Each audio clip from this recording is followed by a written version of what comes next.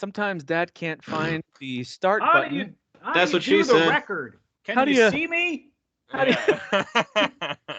One of these episodes, I'm gonna do the whole episode with that sad cat face, like that judge used in that one court hearing. Oh, I Did you love see it. that? Yeah. Yeah. Did you see that No. video of the? He couldn't turn the filter off. Yeah. Yeah, it was like an actual hearing they were doing over Zoom. Oh, and really? a lawyer or a witness or some older guy, I forget, maybe he might have been there to testify. But anyway, he had a cat filter on, and they're like, "Sir, it looks like you have a cat filter on." He's like, "Well, I'm not a cat. I don't know how to turn it off." I'm not a cat. He had to specify. To clarify. I'm not an anthropomorphic creature. It's like I'm ready to continue. It's like, dude, you're literally a cat. Oh my gosh, that's the worst. All right, well, we are in episode 77. None of us are cats for the current gen podcast. At least I don't think Not so. yet, baby. I don't Halfway know. there. Pussy cats. There's a halfway there again. We need halfway there at some point every episode. Thank you, Jeff, for delivering You're welcome. every single time. My name's Tim. I'm here with Jeff. As you just heard, he's halfway there. We got Kyle, who's all the way there, All the and way there. Dan, who's never gonna make it. So I'm we got all the way all the in different- there. I'm all the way Oh, in there. oh, I'm wow, inside. Wow. Here we I'm go. inside. Here it is. Right Yeah. up the top. Something a Final Fantasy fan would say right there. Deep inside. Happy belated birthday to our buddy Derek Teague. He's spending some time with the kids this weekend, so he is taking a break. He'll be back in the near future. We've got a bunch of things to cover tonight. Some new games that have come out, some headlines that are, some of them are boring, some of them are interesting, some of them are funny. But before we get to any of that, and by the way, if you don't listen to like the last remaining IGN podcast I listen to is Game Scoop, and even then I don't listen every week. Mhm. There's sometimes when certain guests start to rub me the wrong way, and I'm like, all right, I've heard enough of the corporate shills for one week. But I Damon's like, wacky. I love Damon. I do like Damon. Damon Hatfield's awesome, man. It's the other ones that sometimes rub me the wrong way. But His lackey, anyway, yeah. whatever his name is, I forget. Justin. But I Yes, do there like you when go. he'll like give a preview of what's happening in the episode, and then he'll go, but first. And apparently, some of his fans and some of the listeners have drawn up pictures of people of Damon going through things, but first, which is pretty funny. Mm. Oh, that's funny. Yeah, I get it. Get it? Do you guys? Yeah. It's like 'Cause it's his like butt. booty, Yeah, it's like his actual butt. Yeah. Yeah, like you get his it. anus. Yeah, you get it. The tights anus. But speaking of Game Scoop, we are gonna do a game that they regularly play. Actually, not regularly. It's not just like every once in a while. Every single week they play video game 20 questions. I think they might replace it every once in a while with video game like Who Am I? But it's still the same type of same type of quiz game. So we're gonna do that tonight to kick things off. We kicked the can down the road an episode or two ago, but I'm doing it first this time. That way we can't miss We're not missing it. Smart. I love doing this. I love doing this kind of games. Sorry if you guys don't. Too bad. Oh. They're entertaining for me to listen to. So Too whether or bad. not- Are you loosey goosey with the rules? You know, like Damon is. Like he'll say more than just yes or no questions. So. Yeah. You'll be able to. I mean, you can read me like a book. I've got my dad T-shirt on, so I'm like Dad. I'm very easy to defeat at most competitions. That's how Oh. dads are. In these kind of Yeah. games. Should we kind of go in a loop here so we're not speaking over each other? Or? That's could do usually how that. they do it. Yeah. You could do that, or you could confer on a question you want to make official if you'd like. But I will keep track of the number of questions on my screen over here. I've got the game title. I don't even know how it works, so I'm just excited to. All right. Let me. This is gonna be and fun. We don't play this regularly, so for the listeners and for Jeffrey, it's 20 questions. Who's barely on the show. it's 20. It's 20 questions. The idea is you've got 20 questions to narrow down what game we're talking about, and so you're gonna, Okay. of course, want to start broad and then get more narrow as you go. Unlike with Game Scoop, to me, like the final guess that you have that ends the game. So if you decide to guess early, you'll end the game, but that doesn't count as a question. So I'll give you Yeah. actually 20 questions to ask and then a guess. So I think we should confer for sure before So- we ask. Before we I know all submit the an tricks. ask. I Yeah. listen to Game Scoop every week. I know all the Oh, tricks. yeah. So. Yeah. For sure. Yeah. Kyle's got it down. All right. So Kyle, since you are the old veteran, at least in your mind you are, because you listen so much, just like me. Mm. Why don't you kick us off? I'm gonna go with the classic. Did this game come out after the year 2000? There you go. Yes. Yes, There it you did. go. Okay. Maybe someone narrow down console generation and or console. All right. Is the ending as bad as the ending of How I Met Your Mother?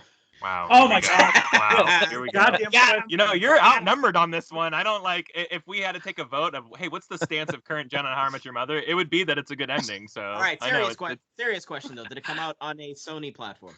Yes. Okay.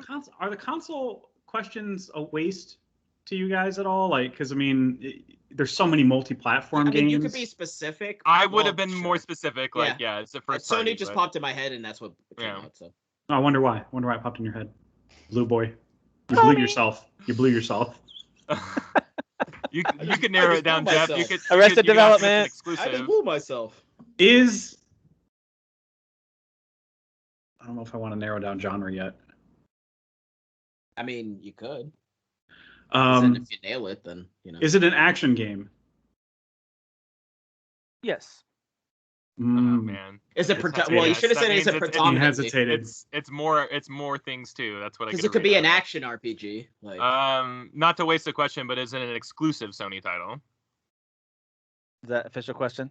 yeah, I think that's Yes. Let's just narrow it down. oh, It is okay, so exclusive. there you Okay, go. cool. Is that 4? Alright. That's 4. Yeah. Exclusive Sony title. So there you go. After 2000, you said? After 2000, we could narrow it down more. you know. Yeah, I was gonna say, should we do Did it- 2010s? Did it come out on the? Oh, wait, so hold on. As PlayStation. Because I 3 or mean, 4, if yeah. because if it's like if there's sequels, then it's like, well, which one? So did it come out on the PlayStation 3? No. Okay. So it's got to be a 2010s game then. So yeah, I maybe I don't know. Narrow Should we see- ask? It is. Well, you could say the next system. You could say the Yeah, next is it a system. PS4 game? Maybe is that a good question? Yeah. What's Jeff's question? Unless you want to, it doesn't matter to me if you got to order. I don't care. No, you go ahead. You go ahead. I was gonna say, is it a PS4 game? Yeah. No. Oh, okay. Well, no. Well, Well, that could mean cross-gen though. So yeah. So PS5 then? Yeah. Technically, no. Jeff, Shit. Should I that- ask that's if it's more PS5 confused. or I mean? go to the next one. I mean, we got still plenty of questions. Go to the Yeah, So it next came one. out after 2000s. Oh my god! And it's a console exclusive. Is it a sequel? No. Dang it! Oh, that's good. That means it's a one. That's actually, you narrowed it down. I would say Okay. that's a helpful question. Yeah. Go Kyle, for it, do you Dan. want to ask? That's how I- because I- it's I so went out of different order. sequels Is it a and PlayStation exclusives. 5 game? No. Oh. PS2 Wow. game. So PlayStation Wait, 2. so then. oh, okay, yeah. yeah, Yep. yeah. Okay. PlayStation 2. Okay. Okay. So we probably don't need to waste a question on that. We can just assume it's a PlayStation 2 game. Mm-hmm. Yeah, because PS1. That there's only one of. When was end of life for? Do you guys Oh know? yeah. I don't want to For trip up on PS1? that. When is the end of It life? was of PS1? well, PlayStation. Hold on, PlayStation 5 came out 2000. Was it 2005 or 2006? PlayStation 2. You mean Or 3 or the 3? 2? Wait, what did I say? Did I say PS3? You said 5. PS1. Oh, 5. I No, heard you did say 5. 5. Yeah. No, you didn't. oh, say okay. 5. So PS3 came out, I think, in 2005 or 2006. I think it was 2007, I wasn't think it? it was. Was I thought it was 2007. Yeah, I thought it was a couple Okay. years. Well, then yeah. whatever. I So hate PS2. that I'm like can't Google. No Yeah, no, Googling. This is the Oh yeah, toughest you part. should have I've made that clear never- too. Yeah, no. I've never Yeah, not that's cheating. Googled anything. Yeah, I know. When I'm You're By going the by way- your raw dog in memory right now. But we asked specific consoles, so Oh my it has. gosh. Sorry, Dan. That's got to be the title of the episode. Oh, Oh my I mean, Derek would be happy about that. Oh yeah. Kyle, you win, man. You win this Never- whole episode after that. Oh, one. Dude is a Sweet. poet. If I'm ever struggling for lyrics, I need to come to you now. Like seriously. All right, Oh I sorry. my need you God. doing some acoustic nonsense talking about raw dog in it. All right. Unless I've miscounted, and it's possible. I'm just dad over here. It's weekend. I'm up to 8 questions. I thought you were Okay. at 6, but I'm just making that So, up to trip you up. So most likely PS2, but there were, I think, some straggler PS1 games potentially in 2000. But I'm gonna assume PS2, Oh man, we're in the weeds on this. unless we one. want to waste a You want question. to just ask it just to secure it? Should we just secure? Is it? Yeah. Should we just? I mean, secure it? we're not going to literally explode or die or anything. So Is it- Yeah, but if I wait, lose, like, Did it well, launch the on ego's PS2? gonna hurt for at least a week. Did it until we launch can on do it. PS2? That's what I want to ask. Is that Okay. okay with you guys? yes. Okay, sure. Yeah. Yeah. Did it launch on PS2? Yes. Okay. All right. I feel good about All right. that. All right. So we're at a solid 9. so we're halfway P- there, boys. So PS2, and there was no sequels. Yeah. And it was exclusive.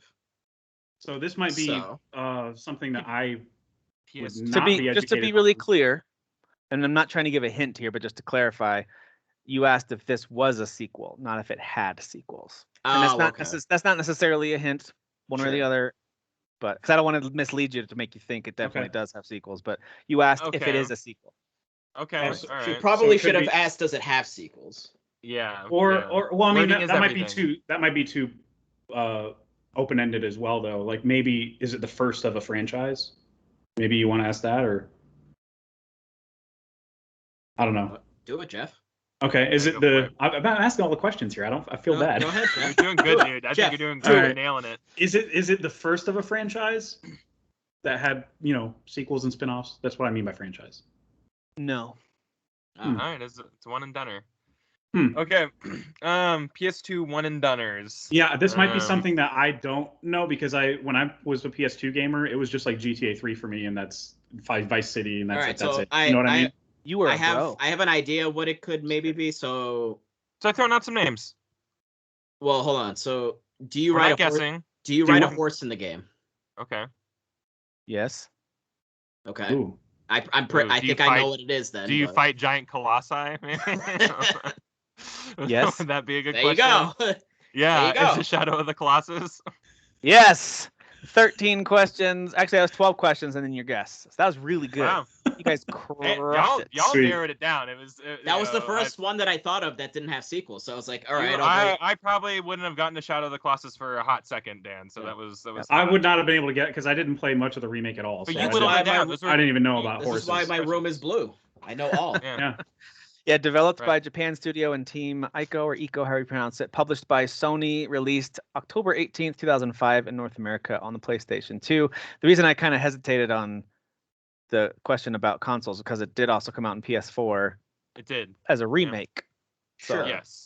But I picked the 2005 one. That's one that I didn't pick the remake of it. That would have been weird to pick Okay. the remake. Technically an action adventure puzzle game. There's a lot of different ways to describe this game, but yeah. so there you go. Shadow of the Colossus, one of my favorite games of all We time. did it. It's up there in my top 20 for sure. I don't know exactly where. It's actually been a while since I've sat down and like done a games of all time ranking. And now that I'm playing through some classics that I've skipped over the years, everything from the Gears franchise, Mass Effect franchise, like I wonder what my list would look like if I went through it again. But Mine would probably have a lot of Final Fantasy. you think Probably. so? Probably. I have a one game per franchise rule on my list, so I have to choose I have to choose I a actually baby, which I is like always that idea. hard. Like for example, for Yeah. Mass Effect, I like the idea of just saying Mass Effect trilogy or Mass Effect series or whatever. Like I like kind of like the idea of doing that, unless That's they're actually not that that bad. We I did- have, yeah, that's not a bad rule. We Yeah. did that on Fathers of the Grind. I'm pretty sure we did a top like 25 or something like that. We might have Yeah. done it then. Because I definitely remember like thinking like I'm just gonna pick a Final Fantasy in this listing. So Mm-hmm. You know, if we ever do something like that, it should be for Dan. The rule should be we already know Final Fantasy, your top Final Fantasy list. You have to make a non-Final Fantasy top 25 list or something like that. it's not Wow, happening. yeah. I refuse. Have I you refuse. played 25 Like, this is non-Final not a Fantasy real games? list. Well, I mean, there are other, not mainline ones. So No, that is true. That is true. All right. Well done. You guys crushed it. That was really good. We'll do that again sometime. We'll let someone else on the show pick. Did the you game. say it was 12? Get 12? Oh, wow. What a perfect transition It's into all stuff connected. that we're playing and watching. Let's actually jump right into that. 12 minutes.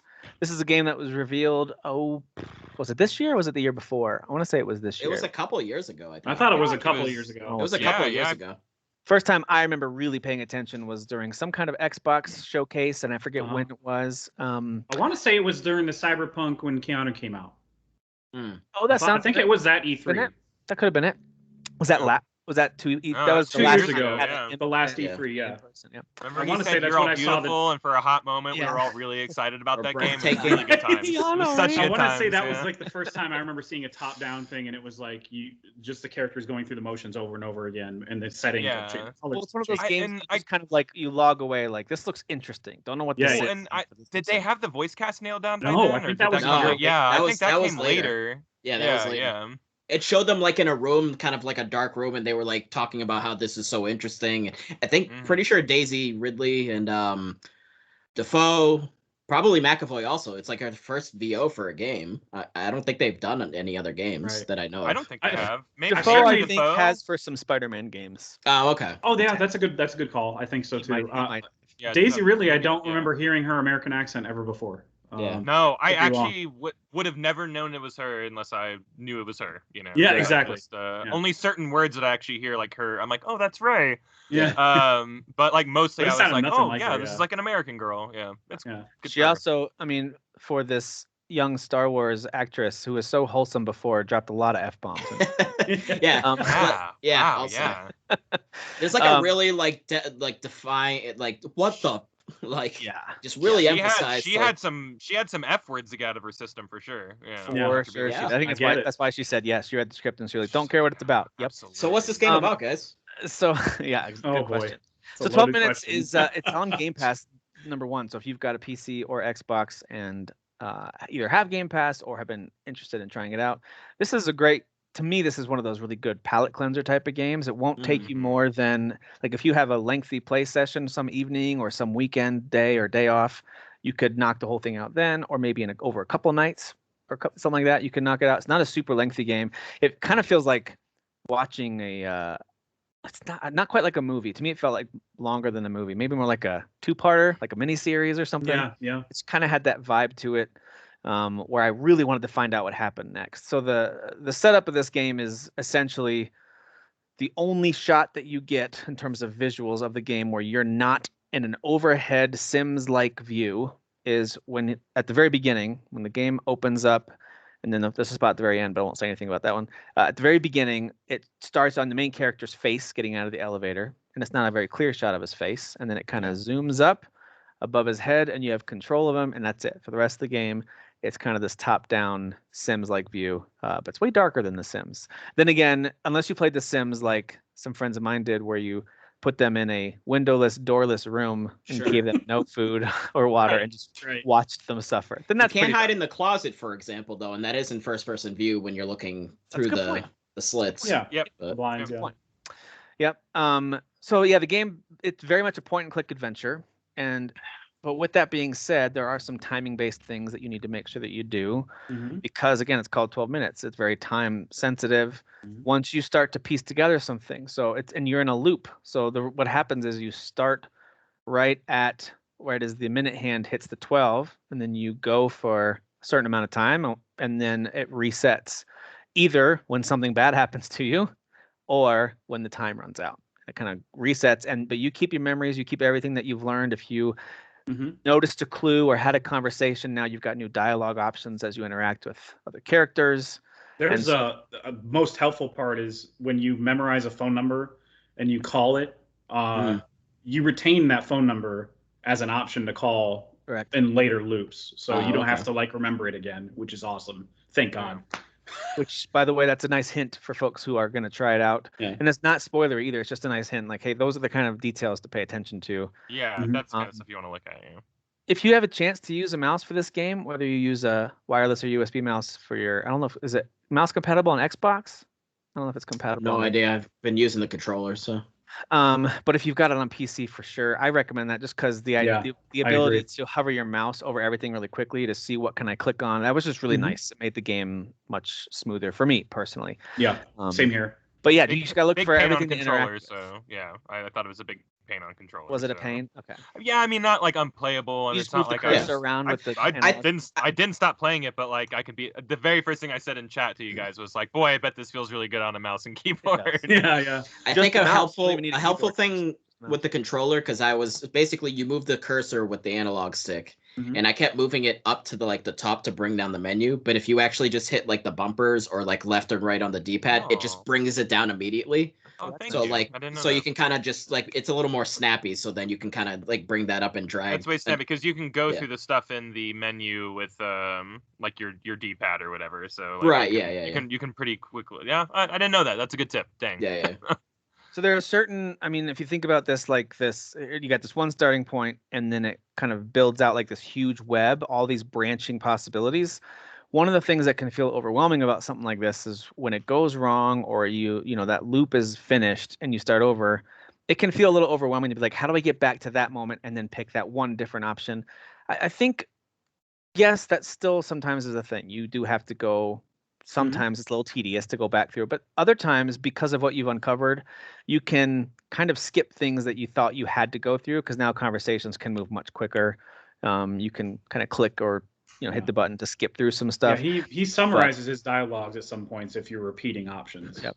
Which is so great. Like early on, there's something you might want to try to prove to a character, and that can take a couple of steps. But as the game progresses, you now only just have to do one dialogue option, and it goes real quick. So that's where my pretty much only gripe with this game, and I think it's just any kind of game that's like this in general that I have, is like really like the limitations of the game is the developer made this game, so they're basically deciding what you can and can't do. It isn't just infinite possibilities, because like, one, it's an indie developer, so they just don't have the budget or the time or the actual manpower to give you way more like realistic options.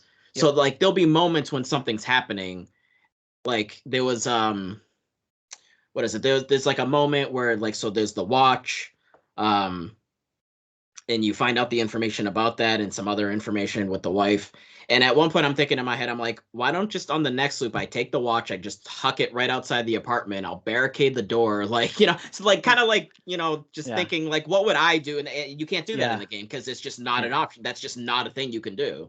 Correct. So that's nothing against the game. It's just like, again, there's going to be limitations because people will get frustrated. Like my wife was watching me and she's like, this game is, she was like hating the game. She's like, oh man, this seems so repetitive and like it's annoying because it just keeps repeating itself. I thought it was. Well, yes, you're in a time loop, so. Yeah. Well, but she just like, to her, it's like she doesn't like just doing the same thing over and over. Like the punishment of like then having to start over again and do everything, and it's like, but that's the point because then you're gaining new like knowledge and So and again, it's the limitations of not being able to literally just do whatever you would do in real life and just kind of thinking, in the moment of like, let me try this random thing. Like, it's a game, somebody made it, there's specific options, there's limitations. So yeah, there'd be loops I find something pretty quickly and I'd be like, oh, I know exactly what I need to do with this, and I would just step out to reset, and then like start implementing that like thing. So there was times in that game where I was just like not even fulfilling the entire loop. Because you gather information pretty quickly, and then to me at least, I was like, I know exactly what I need to do with this thing or this information.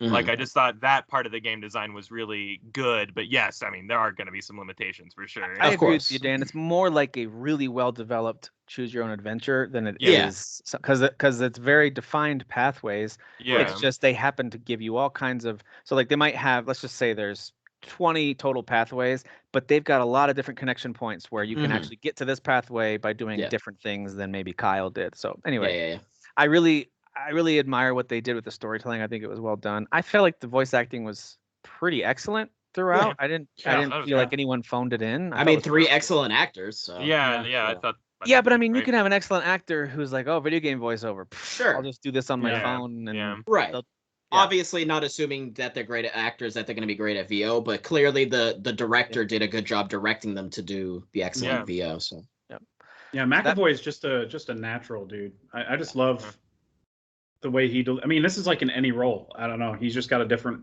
cadence to the way he talks. And Defoe is just. I mean, come on, you can't go wrong with Defoe as like the quote unquote evil guy. And it sounds basically just like Defoe. Like, why anything other than Defoe? Yeah.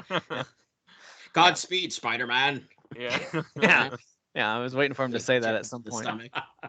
Godspeed, Spider-Man. There's a really funny part. There's some funny stuff you can do in the game too. Like really darkly funny stuff. Like, why did you do that? Funny stuff. Yeah. I just because I got stuck in the game, I was like, I wonder what would happen if I just killed my wife. So I did that. Wow. Crazy person. Pretty dark.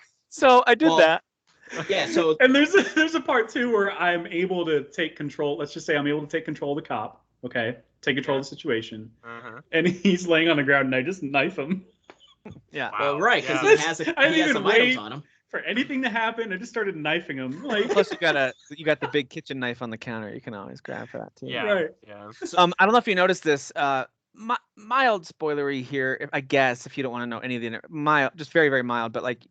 Early on, as things unfold, you can choose, like you can grab the knife off the counter and you can try to use that on the cop in a desperate moment. And I did that pretty early on. Like I did it like 4 or 5 times from different angles. So the first time my guy got doesn't really work the way you want. knocked out immediately. Yeah. The second time I dodged that punch and got a good stab on him, but then he got me with a second move. The third time I dodged both those moves and still got him, but then he pulled out his gun and shot. So like every time it I didn't do it that many times. That's amazing. Yeah, I did it like 5 or 6 times, and each time it got like a longer fight until eventually he would just hit you. He always beats you. He always beats you. So my eventually your guy will say, I got to stop fighting that guy. Like he'll tell you to stop doing it. Yeah. So spoilery, really disturbing situation of one of the ones I saw.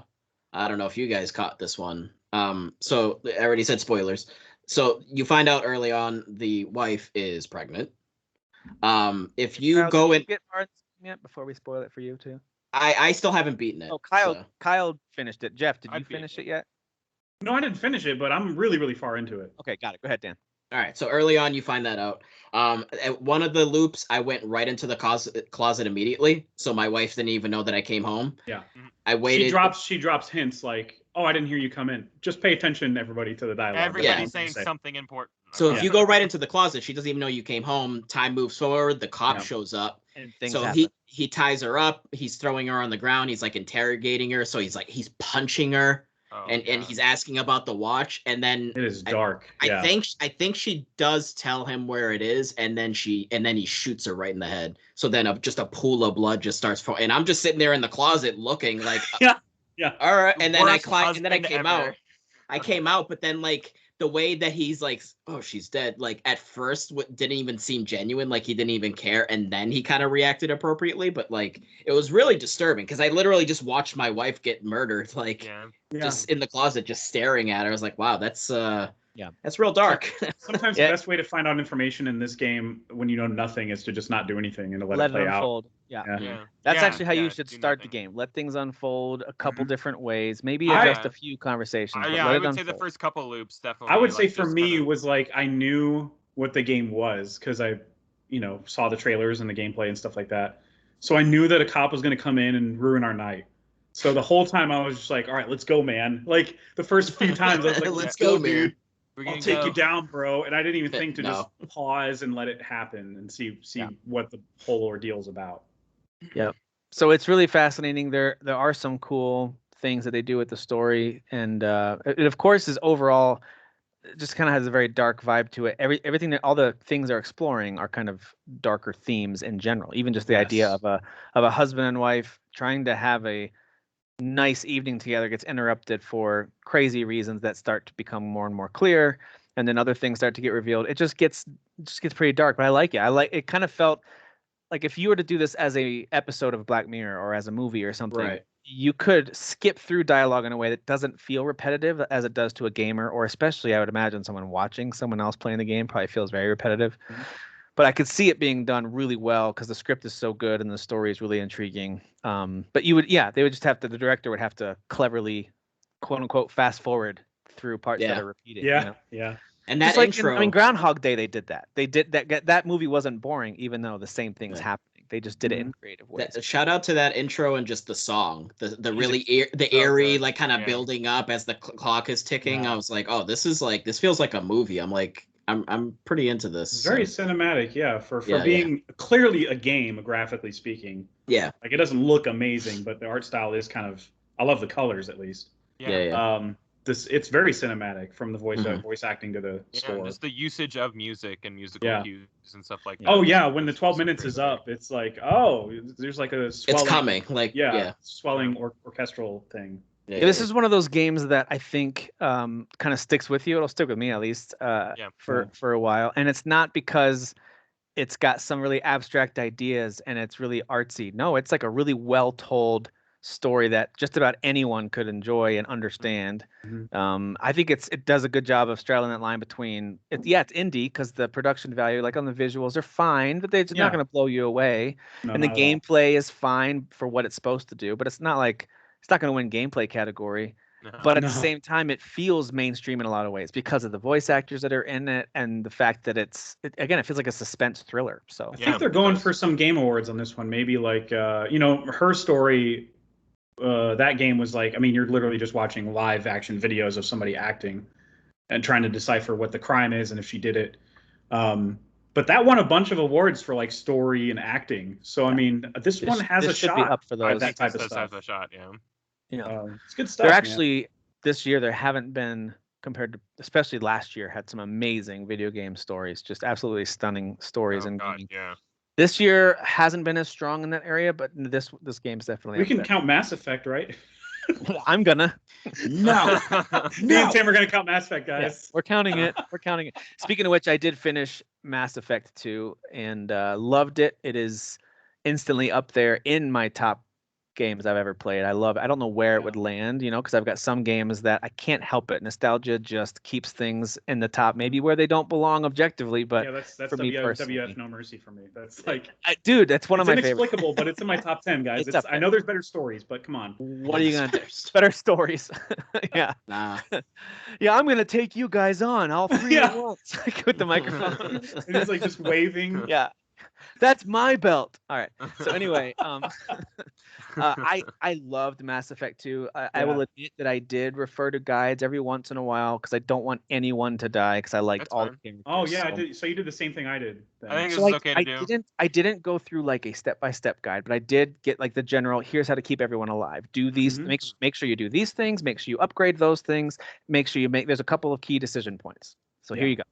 And especially during the final mission, you have to assign people to certain roles, and that was very important to get right. And suicide mission. But I loved it, man. Like my hand was gripping that controller, so that whole mission. Dude, the final mission was amazing. So well done. It was like the person that you pick for the ventilation shaft. You have to make sure you get to those releases in time so they don't burn alive, and all those.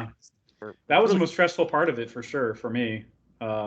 And besides the always boring human characters, like the characters in this game are so awesome. There's who has the Miranda best and characters. Jacob. Yeah, those. Yeah, I mean, Miranda get introduced at the beginning of the game, and you're still boring the entire. I mean, Miranda's got a nice booty, so. Yeah, I mean, Miranda's like, I'm genetically made to be. Who cares, But like, dude, because Samara, I do like the actress that plays her. She's the actress from Chuck. Plays her. That's Chuck's girlfriend. Yeah.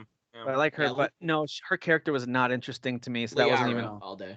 So it was Liara in the first game, but second game it was Talia. I freaking loved Talia in the second game. Talia has such a great story across. I was gonna go for Talia, and then Kyle gave me a warning about going for her. Yeah. Her and Garrus are meant to be together, so don't romance Talia. Yeah. What do you mean too bad? You're gonna do your boy. So what I did, I played it like a rebound from Liara, who was doing her own thing. I went with Jack, Crazy Jack. She was my crazy rebound girlfriend. That's a good rebound, yeah. And it's a great rebound because when I see her again in 3 and I go, yeah, look, Liara's back. She's like, oh, well, we would have never worked anyway, so it's not a big deal. Yeah. I have heard, at least I guess I should say, I read in different conversations about which of the romance relationships are most interesting, and because there are some of them that have really interesting dialogues, and so Talia was one of them because of her. Because of her species and like how susceptible they are to disease, that in and of itself makes it very interesting. But also, absolutely, her loyalty mission to me was one of the best. I loved. Absolutely, I agree. It continues to be a star in 3. Like, her missions are always amazing. That's what I heard. I will say that BioWare is on the record saying that Liara is the one they want you to go with. But like that doesn't make her the most interesting. I think that you make some great points, Tim, just about like because there's some risk there. I want to be with you, but I gotta take my suit off. She's like legitimately like kind of nervous. It almost feels like she's a real person who has this crush on this guy for so long. It just felt strangely real for a game that's this old. And for being a game at all. So I just thought they did a great job with that. I think that's awesome. Yeah. Did you play the DLC too with Liara? Oh my god, dude, that was amazing. Shadowbroker, some great DLC. The DLC, I didn't even know it was DLC till after the fact. It was like, make sure you do all these DLC missions, and I was like, I did all those. I thought those were part of the game. I had no idea those were DLC. But anyway, those were fantastic. Yeah. The Shadowbroker one is just one of my favorite missions ever made. Like just ever in all the Mass Effect. It's so like that's the one that starts like with in the car. You go in the ship. Right? You're scaling the entire ship. Yeah, but it's like at the very beginning, aren't you like chasing someone through the city or through the citadel, like in like a giant like space? It's the exact thing that I always think of. It's the very beginning of Star Wars. I was Ewan McGregor dancing in the car. Yeah. That whole mission is just amazing. Yeah. They did a good job of that. And there are so many times in that game. The first game had a few big choice moments that were very clearly big choices, and I looked them up. This one, there were so many times I was like, well, got to pause and look this up. I don't want to make the wrong decision here. I just want to look up, like, what are the effects? And I was like, I don't want 3 to now be messed up because of something that I did. Do I do this? Like, not to give anything away specifically, but certain missions, it's like, do you destroy a thing or do you salvage it to use for something? And there's lots of decisions to make like that. Yeah, one of the DLC missions was like that, where it was like a side hundreds character. of thousands of these innocents or not, and there's a good reason to, believe it or not. So anyway, it's very, very interesting, very fascinating. I had a very you sounds like you're on the road to having the same ending that I did at Mass Effect 3, where like if you play it where you're like, what is it called? Where Paragon. You're like wholesome and you're amazed. Paragon, yeah. If you play it Paragon all the way through, you end up getting this like third. How many choices are there at the end of 5? Is it like 5 there's or whatever? 4. There's like 4. There's 3 real ones, and then you can just choose not to do anything. I'm not trying to spoil anything. Oh, okay. So there's that middle option that's like the saintly option, I guess. And it sounds like you're on the road to that. I do think it's best because a lot of times in these kind of games like Witcher or other games, you always like to like stay in the middle, like sometimes make the bad choice, sometimes make the good choice. But in this game, it's really much more beneficial to pick a lane. They want you to pick a lane. Yeah. Because if you want to make sure that you're like hitting all dialogue options and abilities to use your like speech abilities, you have to like pick a lane. And they don't hamstring you for picking good or bad. It's just they want you to pick one or the other. Because if you don't have enough Renegade or Paragon points at certain moments, then you are going to lose someone's loyalty, or you're going to not be able to diffuse a situation. Someone's going to die. And if you don't have their loyalty, they probably will die later too. So there's all that kind of stuff. It's just such a well-made game. It really is a masterpiece. I loved it. Right now, I think after we're done recording tonight, I have a couple more things I need to do to make sure that the save file is looking good for 3. I actually read some tips on making sure you have certain amount of resources, and I'm almost there. And then that gives you a bonus with some of the wartime resources, whatever they're called. That's cool. Good. The war assets, So there's some stuff. There's some things like that. They're like, here's some tips before you finish 2 and uninstall it and start 3. Make sure you have these things in order. So anyway. I full blown cheated for 3, because when you scan planets in 3, Reapers are on your ass. Like they're right on your ass when you scan planets. So I looked up a guide of like, where are the assets located so I can scan it, get it, and get the hell out of there. So I made sure my war assets bar was totally full by the time when it comes to a BioWare game, there's no judgment for using guides ever. No, not at all. No. It still felt like a very thorough game. I still missed dialogue choices. Dialogue was even more crucial in 3 than it was in the previous 2 games. Like, where if you don't choose a certain branch, then that option later on, even at the end of the game, is like gone. Like it's just totally gone for just one moment. Yeah. It's just crazy. Yeah, for all the moaning and whining about 3, like it's just the whole like just everything overarching from 1 all the way through to 2 to 3 is just it's just pretty crazy if you think about it. Yeah. Just all the connections and everything. 3 is a finale, man. You feel it in the first mission, man. It's gonna blow your mind how good 3 is. Then you're gonna be so mad that people threaten to kill people what's wrong with how great this game is, because 3 is so good. It's so good. Yeah, I have no doubt that I'm going to enjoy it immensely. So I'm looking forward to that. It's been a really fun summer series to go through for me. Like it's been my summer game. It makes me so filled with joy to see so many people, especially in our group, like experiencing it for the very first time. The Legendary Edition just kind of reignited the fervor around This was my biggest, before it was the Uncharted series, and this was like the biggest gap that I had in my gaming experience was Mass Effect. It's 2 BioWare games. It's this and Dragon Age. Those are my 2 big. Oh man, I haven't. Dragon Age for me too. Yeah. You can just play Inquisition. Damn it, Tim. Sorry, man. Dude, don't get mad at me. I'm starting to go through BioWare. Leave me alone. Okay. Listen, Dragon Age is better than Mass Effect. Let's just be honest. Okay. Like. No. Fantasy is better than sci-fi.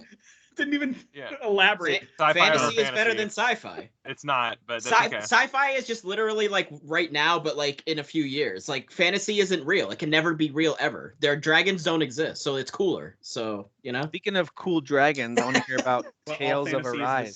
Doesn't Tales of Arise have dragons? Doesn't that? No, I mean in the demo There's no. I didn't see any dragons. Maybe there was a different Tales game I'm thinking of that had dragons. No, there's probably dragons at some point, but okay. Could be. All right, so tell me about Tales of Arise. How's it looking? How does it play? The game is freaking gorgeous. So I downloaded the PS5 demo. I don't know the visual differences between PS4, PS5. I'm sure it's just PS5 is like a bit crisper. The fidelity is just a bit sharper. But it is a beautiful game. The environments are beautiful. This is going to sound like a really specific thing to describe and sort of lean on, but like the sort of cliffs and everything are just really detailed. Like, I don't know, like there's just some games where you play them and you're like, it just doesn't seem like they put a lot of like really just tiny little bits of detail and minutia into like just a cliff, just like a rock sitting off to the side. It just looks like just kind of like somebody took like MS Paint and just took grays and just kind of just painted there. But there's like actually a lot of really like good detail in the environment and the cliffs and all that. But just the character models are nice. Like it's a beautiful game. Definitely like visually it's gonna hit you and you're gonna be like, wow, this is really nice. It's definitely the best looking Tales game they've ever made, for sure.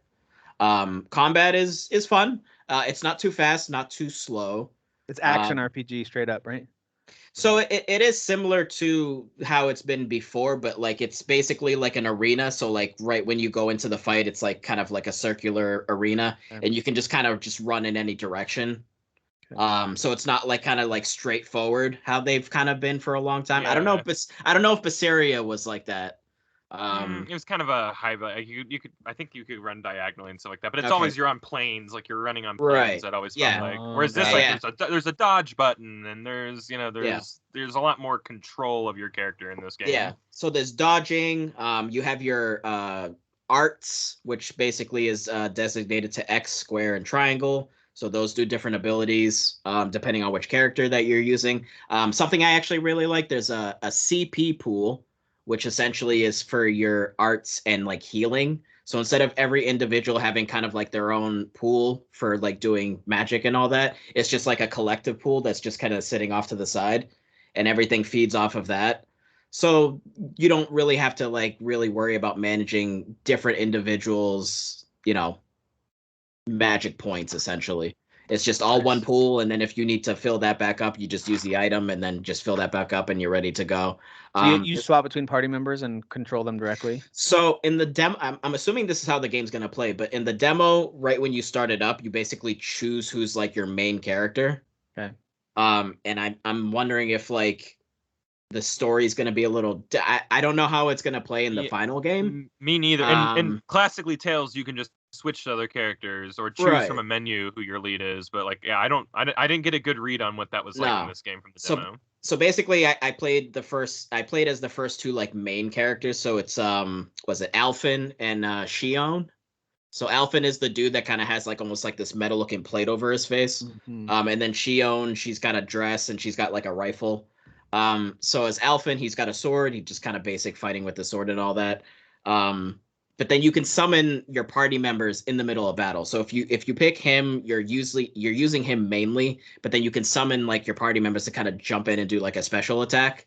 Okay. And there's like a meter that builds up as you're doing damage to an enemy, and then it's almost kind of like a stagger meter, like in a couple of the Final Fantasy games. So once that fills up, you basically do like a finishing blow. And then you choose which character you want to do that finishing blow, and it's just like a cool animation, them just kind of jumping in and doing some like badass looking attacks. So, yeah, the combat is pretty fun. Downside is, and I don't know if the final game's like this, but the demo there was barely any VO, so it was just reading text. You don't bump into a lot of people, but like none of this like kind of NPCs that are strewed about were voice acted, so that's kind of a bummer if that's how the final game is. So a lot of reading. Yeah, but in traditional Tales fashion, there is like the kind of like side conversations that you can have, and you can choose whether you want to have them or not. But essentially, if you hit R1, like you'll see kind of a prompt in the corner. If you hit R1, then you kind of have like almost it looks like a comic book. There's like the different sort of boxes that pop in. That's with your party members. Yes. Yeah. Okay. And it's almost kind of like Scarlet Nexus, but it actually looks a little better. Like it's a little more animated. There's kind of a bit more life in it than there was with Scarlet Nexus. So while I wasn't totally happy with how they did it in Scarlet Nexus, and I would prefer just straight up cutscenes, the way that they do it in this just kind of feels like there's just more life in there. Gotcha. Just kind of more going on. So okay, was the demo enough for you to be like, yep, totally buying this? This is without a doubt a purchase. Yeah. Again, I am a big like kind of like stickler for VO, and especially with like a long game, I kind of just want to be like engrossed in the story, and I just want the characters to be acted out. Right. So we'll see how bad that is, but either way, yeah, I liked what was there. I haven't really been into a Tales game like since Symphonia, and that was all the way back on GameCube. Yeah. So wow. I liked Zillia, but I never finished Zillia. What about you, Kyle? Because I know you got it too, right? What are your thoughts? Yeah. I mean, I'm just echoing a lot of what Dan was saying there. I like a lot about it. I did not even finish my first run through. I think I did like 3 or 4 battles just to get a feel for the combat. I did some cooking, and I go, yeah. I mean, I was gonna buy it before the demo, but like it just like it felt good to be like, oh no, I can feel good about the purchase. Yeah. It's just to get a good feel for it, right? You don't want to like delve into it too much. But I was skipping over cutscenes. I wasn't even trying to get a feel for characters, or I just didn't. It felt like we were already in the middle of the story. I want to experience all that stuff like right off the bat. I do play every Tales game. I don't like most of them, you know, because you never know which one's gonna be. I hate myself, so I play games. Yeah, I mean, any moment the story's gonna get good. You never know, you know. For every time we get like a bad one, you know, there's always an Exilia or there's always a Berseria, you know, there's always a Tales of the Abyss right around the corner, but you never know which one it is, so you have to kind of play them all. Yeah, you know, and a lot of them are kind of trope-filled messes, but this one seems like it's going to be cool. Some from trailers I've seen, like I was kind of into like the world they were building and the stories that I kind of got from it. So this definitely has the biggest budget for sure. For sure, yeah. Like, and the combat just feels all around better. It just feels more actiony and it just feels good. So. Is it technically releasing on current gen platforms, or is it still last gen? And it's just backwards. It's on both. It's on both. Okay. Yeah, I think it's like a just like Scarlet SKU. Nexus. Yeah, I don't think the bump up is really big, but I think the frame rates are better and the maybe a little more smooth. I don't know. Yeah, you can choose between fidelity and performance. Oh, I didn't know that option. Cool. Yeah. Nice. Yeah. Cool. Oh, before we talk about, because I do want to hear about Road 96, I did have a couple of notes that I meant to mention for 12 minutes that I just wanted to make sure I said, because it's for anyone who's kind of on the fence about this game. If you like escape rooms, then you might like 12 minutes, because it's got a very similar vibe. That's a great point. So my wife have done a couple escape rooms for date nights, and those are a lot of fun, whether you do them with friends or just two of you, whatever. This feels very much like that. You're trying to keep track of all these different clues and stuff to essentially escape in a way. You'll figure out what that means. This actually might be a good backseat gamer game, like where you have a couple of people watching you going like, well, go over there and do that. Unless you have my wife in the room. Unless the person hates it. Yeah, obviously.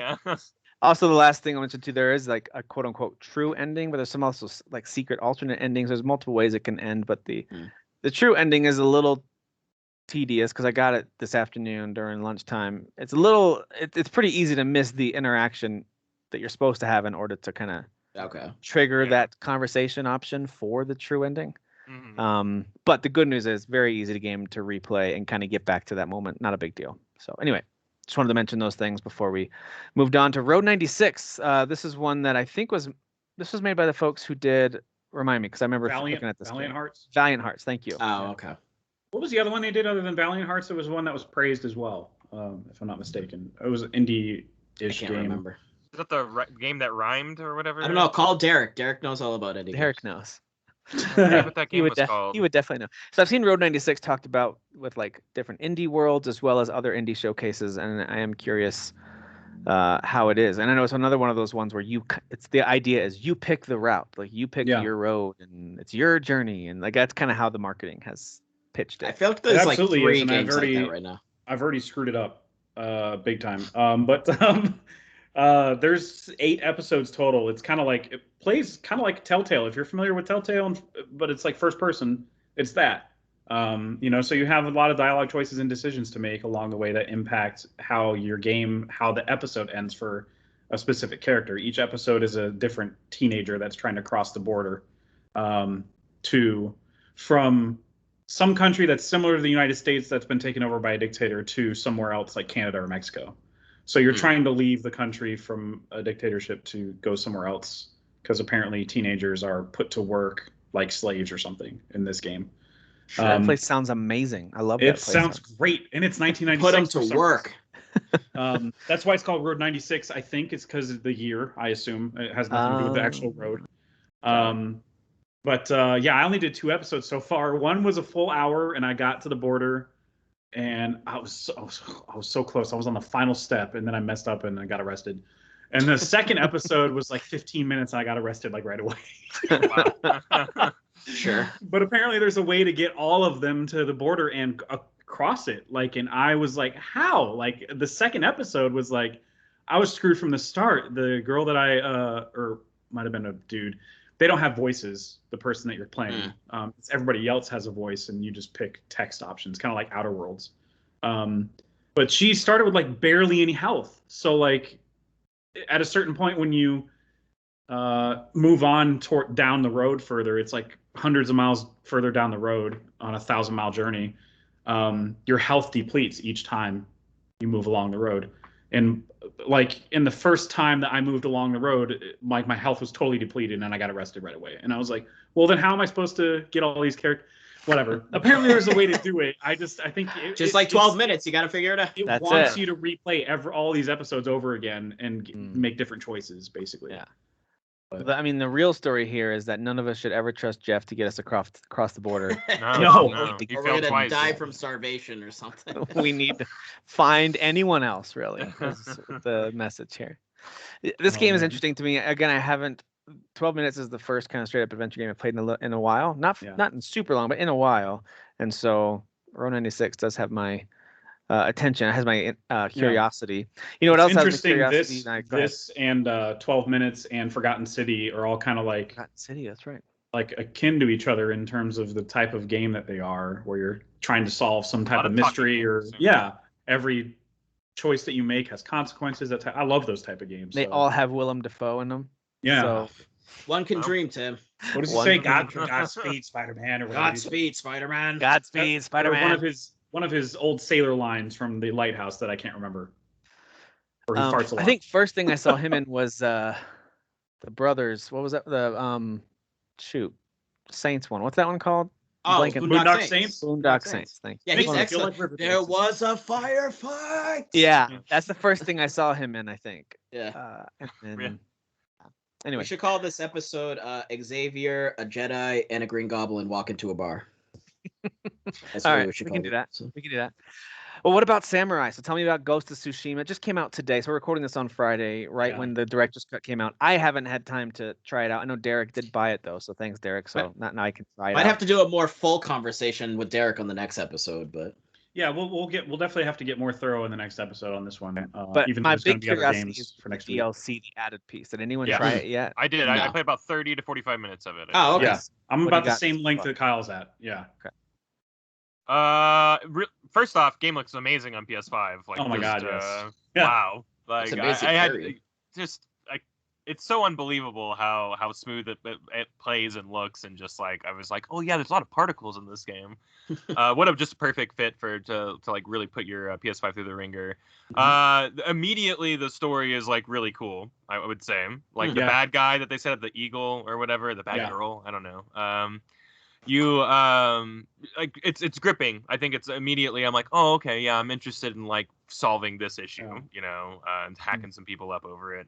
I think Jeff, you used the term like a question mark fatigue, like this or something, or paralyzation or something. Question mark, just like you land on a beach and it's just like, oh yeah, okay, yeah, this game there's a lot going on. Okay, there's gonna be a lot of things to do. There's new little mini games like archery. There's new mini games like playing a flute for animals that you can pet and like play with afterwards. Which is that village needs my help. I got to get back to Road 96. Yeah. Is it about the same size as like a section, or is it smaller than like? Because the section of the main map itself is like broken into 3 sections. It's like a little smaller than one of those sections. Yeah. Or maybe it's as small as the top section, which is like the smallest section. The top section is the smallest one. Yeah, you're right. Yeah, it's about that size. Okay. Still a lot. It's a lot, and there's a lot of verticality, so you can't just like run across the map. Like like they make you weave your way kind of around. Didn't they say it's going to be about 20 extra hours of stuff to do? I remember, but I thought 20. I could be wrong. Maybe for all the side stuff. Well, sure. I mean, like everything, like doing everything. Completion. I think that that sounds right when you're looking at the map and just remembering how time consuming some of these like activities are. Like I spent 20 of those minutes trying to take over a town, which I died on the last guy, so there's 20 minutes gone. I was hoping you were going to say, I spent 20 minutes trying to pick my haiku line. Yeah, no, that's even longer for me. I'm sitting there like, what would be the best one? Do I want to look at the stream or the leaves? Yeah, exactly. I'm there with Jen, just like a leaf on the wind, just trying to get my way through. Or he spent 20 minutes looking at his butt, getting into the. He just kept getting in and out of the hot tub. Listen, guys, I don't know how you guys got that footage, but that was one time. Gotta close your laptop, Kyle. Kyle, you gotta close your laptop. Yeah. All these webcams everywhere. Webcam. Every single time it feels so good to get back into Ghost of Tsushima. Like because the single player campaign, when I beat that, done with the game, great. Then the multiplayer comes out and I'm like, oh yeah, that's right. It feels incredible to play the combat in this game. Yeah. And I'm back in it again. Like it just feels so good to be reminded of multiplayer stuff now too. So it's like, oh, there is. Yeah. There's the new maps. I'm pretty sure. Yeah. Okay. New modes too. What about the lock on? Does that make a difference on your? I don't think I've even used it yet. No, I left it off because. Because is it something you have to turn on? Yeah. It's under gameplay. I won't because I never had that problem. It makes the game worse. That's why.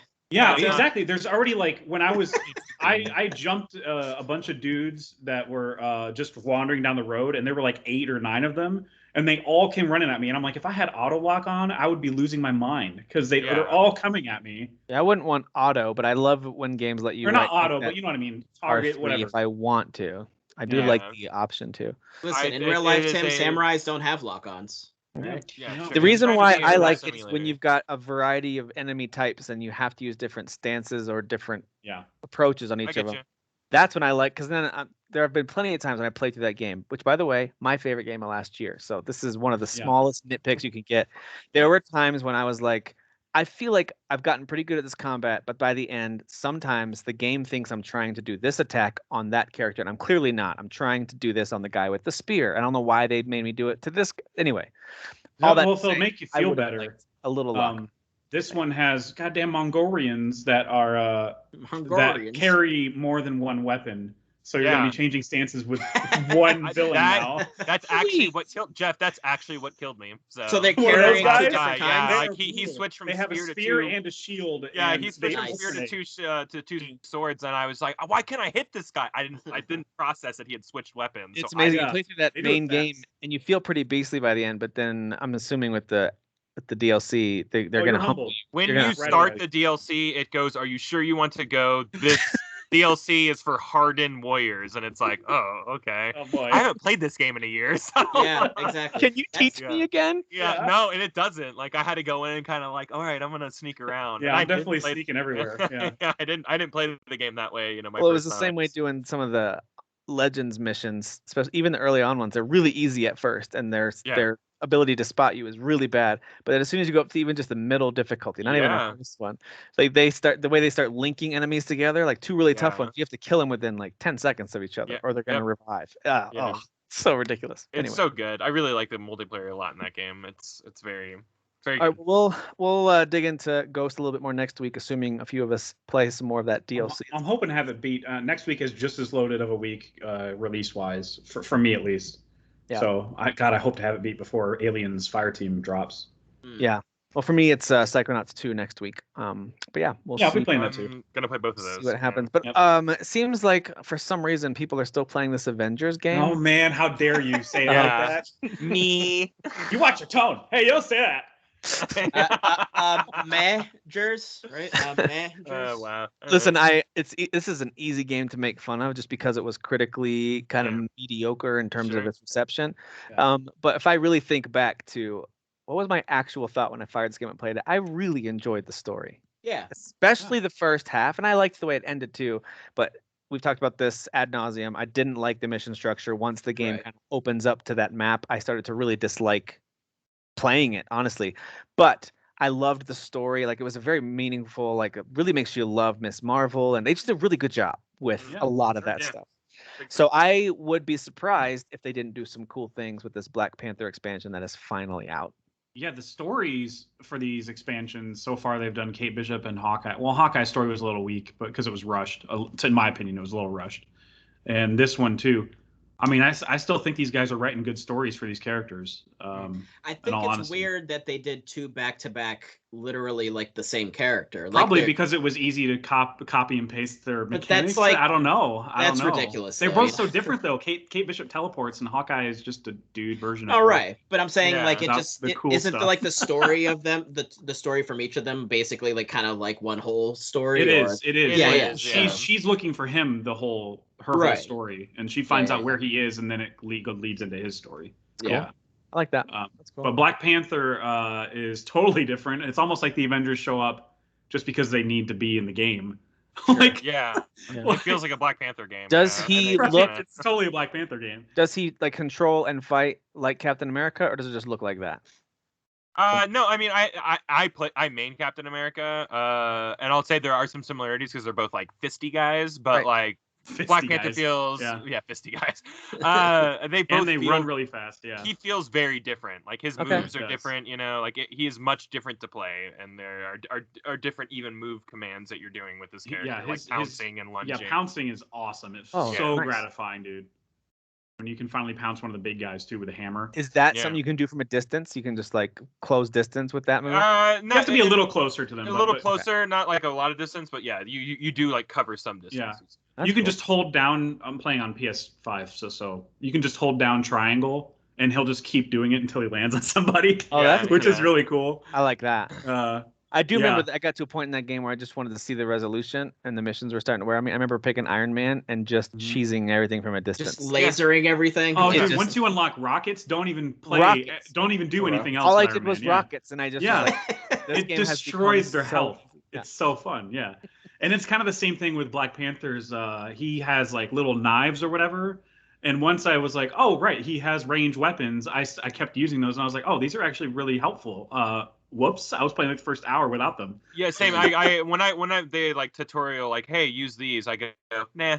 And then later, I realized how useful they were. Like I was like, oh man, I should have been using. Kyle's just over there going, why would I do that when I could pounce? Yeah, I'm holding down triangle over here, guys. Pounce these fisty fellas. One of the fisty dudes. One of the cool parts of his combat too is that this specific character, I feel like they're kind of they kind of want you to do the the right trigger to parry, because when you parry with vibranium, it throws them back. It does the Avengers like movie purple like thing. Like the kinetic energy thing. Yeah, exactly. So it throws them back, it bounces them back even further than it would a regular parry from like Joe Schmo or whatever. Nice. Famous Avenger Joe Schmo. Yeah. Probably my favorite. It's fun. It's just very challenging. I don't know why, because I've been playing this game pretty regularly. You know why? And I'm not bad at it. It's just, you know why? It's because it's games as a service, and they just want you to frickin' play 100 hours to get one piece of frickin' armor, and then they're like, "Well, I guess I'll pay you $10." Yeah, exactly. And be like, "See, look how many people are playing for how long they're playing." Dude, Dan, I agree with you so much there, and it's not because I think that they're doing a bad job with the development. I think it's a smart move from a money-making standpoint. You up the difficulty to the point where you kind of need to purchase these add-ons. That's why I stopped playing like Genshin, for example. Like at first I was like, this is really cool and it's free. Like, holy crap, that's awesome. And then it just gets to the point where it's like, this is taking way too long to kill these enemies. Dude, because you want money it's that way early. But so, I'm with you. Anyway, it's fun. I think Kyle got further than I did, but I got to the final boss, and I got to the final boss, and he was just in this DLC. Yeah, he was just super hard. Okay. How long is the DLC then? 3-4 hours. I don't know. It really wants you to stop along the way to grind, which I didn't do. I just kind of. Are these story DLCs free? I haven't been doing that. It's all free. It's all free. That's nice. So I will say the final boss is pretty dumb. Like what it is, it's dumb. Pretty dumb. No, that's such a bummer. It's just dumb. Yeah. Is it Joe Schmo? Is it Joe Schmo? I mean, it's when it happens and when you see it, you go, of course, this is how this is. You know what I mean? Of course, you know. Well, I was gonna say, like, the last superhero, BS, you know. Oh, that's a bummer. No, dude, the last good boss fight was that giant spider where you had to attack certain parts of it to bring it down. That was the last good boss fight, and like ever since then, we had not Professor Hulk, but the Hulk version from the Hawkeye, Maestro, DLC, Maestro, yeah. Like his fight was just like fighting Abomination all over again. I was just like, we're just punching this guy. I liked the final boss fight of the main game, the big headed dude, where you had to kind of use everyone's powers. That was really fun. I liked that final boss fight. So like this is not that. Got it. It's not. No. That's my other gripe with this game. It just doesn't feel like there's a cool villain. It's like in the first game there was what was his name? The Brainiac dude, the big head dude. Yeah, Boda, and just that woman that's a doctor. It's like, okay. And she's the main bad guy now. Yeah, exactly. So it's like... I don't even know who she is. So and every time I lead aim and I'm evil. It's like... Every time you kill her, she runs away and she's still doing crap. And you're like, well, why do we keep fighting her? It doesn't make sense. Kind of a funny-looking guy, I guess. I'm with you, but I thought that final boss fight was pretty epic. I love MODOK. No, I know that. Yeah, MODOK. MODOK was great. Reason, also, the Hulu show is highly entertaining. Please go watch that. It's really fun. I have no problem with MODOK. I think it's her, not it's that the girl. Yeah. It's like, is she actually even an official Marvel character? Yes. Like, I don't. Yeah. Is she okay? I don't remember her villain handle, but she just looks like a regular chick who's like, I have an attitude. She's just a smart doctor. I run AIM and I'm evil. Yeah, I run AIM and I'm evil or whatever. With that shirt there. So Kyle, I was actually pulling the strings all along. Okay, sure. Okay, I guess that's fun. Sure, I guess. Kyle, I'll restore. Well, I did restore my save finally because it's stupid on Avengers. You got to reinstall PS4 version. That's for the save, and then upload PS5. It. Yeah, it's done. Yep. So I did that, and now I have the first game on PS5 to do that properly. Yes. Yep. The game's like, hey, we noticed you had a PS4 save. Do you want to upload it? It's like, yeah.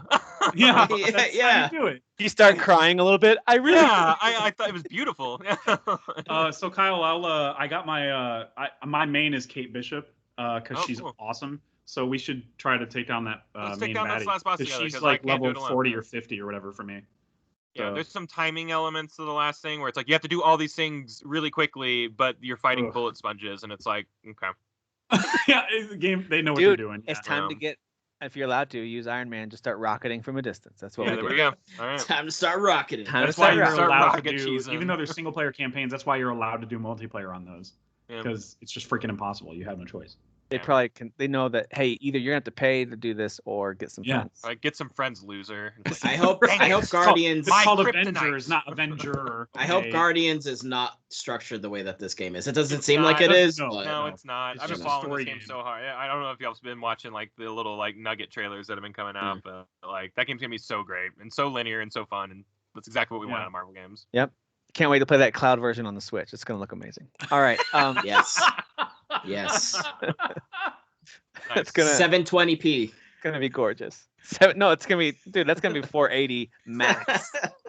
Max. It's gonna be like the pixelated where it's like super distorted audio too. Yeah. It's gonna be one of those things where like you hit the button to shoot. It's like, wow, that was quite the delay. This is just like the movies. Yeah. All right. Last game I wanted to mention before I think there's something that Jeff's watching too that I've seen trailers that looks wacky. But before we talk about that, I did try out this game on Game Pass called Recompile, and it is. I tried that too. Yep. Of course, the game is very like programmer code based. It's all very pixely, very technology based. Hence the title to Recompile. So that's why it's called that. Yeah. It sure is. Oh, they do kind of use that theme throughout. Not only is there a recompile mode that you can go into, which is kind of like your Assassin's Creed Eagle Eye type vision where you can kind of pause everything and look around the environment. But also as you're traveling, especially as you get to later areas, and I'm not that far into it, but platforms are kind of like disintegrated and floating, and as you get closer, they pull together into something solid. So like as you get closer to them, they kind of form up into the shape you can walk on. So I've seen that happen a few times visually, which is cool. So this, if you're not familiar with what this game is, thankfully it is not, at a glance, what I thought it was going to be. It is not a 2D side-scrolling Metroidvania action RPG. It's not another one of those. It's not. This is a 3D action platforming game. It's actually a bit of a third-person shooter I'm discovering as I'm moving through it here. You're this collection of pixels that are glowing, and you're not really making a complete shape other than being like humanoid form. You can't really tell, are you robotic? Are you an alien? Are you a person with a hat on? I'm not sure what you are, but you're definitely not totally human because you are being programmed. Someone programmed you and essentially constructed you in the code, and they're guiding you to install yourself, they said, and to upgrade. And there's some things going on with the story that, I mean, I only played it for a little bit, so I'm not 100% sure what's happening, but it does seem a little bit hack oriented, so kind of fits with the theme of watching shows like Mr. Robot, which is cool. I have a feeling there's going to be, some twists and who's good, who's bad. They keep referring to you as the virus. There's these AI security things that are coming after you. So anyway, there's some stuff to find and read if you're really into the story, and you can kind of read these interactions between the AI and what I assume were humans. I'm not sure if they're even around anymore, but humans and AI interacting, which is a little interesting. I think the 3D platforming feels pretty good. Kyle, I don't know if you like the way it feels. I think it feels okay.